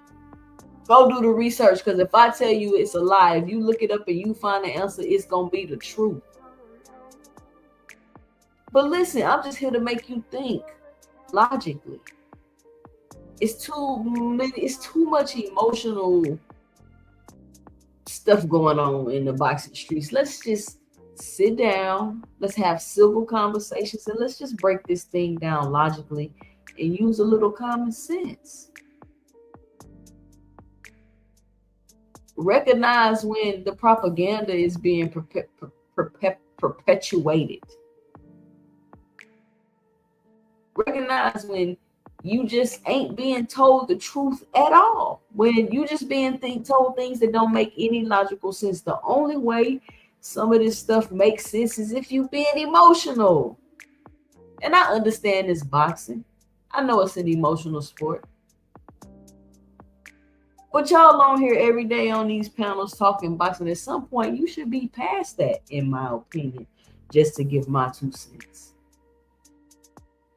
But if you haven't already, be sure to punch that like and subscribe button.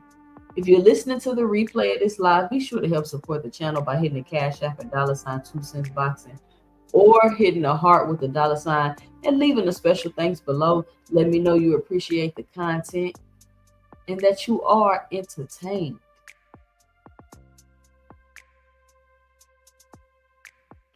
But listen, if you don't want your host all in the videos, cussing you out, timing you out the chat, kicking you off the panel, leaving you in the background, come on over to 2 Cents Boxing, where we talk everything boxing and everybody's entitled to their own opinion.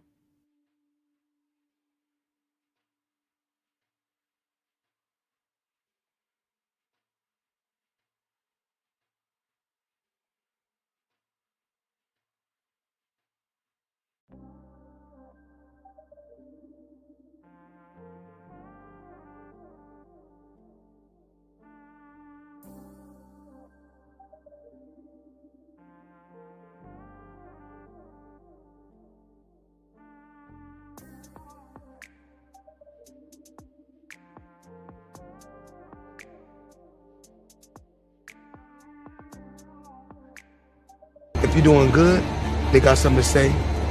If you're doing bad, they got something to say. So do what makes you happy. Because you see this jet, you see this private jet that we own? I got it because I did what the fuck I wanted to do. I made over $1 billion. You know why? Because I did what the fuck I wanted to do. I'm gonna always tell Tank, do what the fuck you wanna do.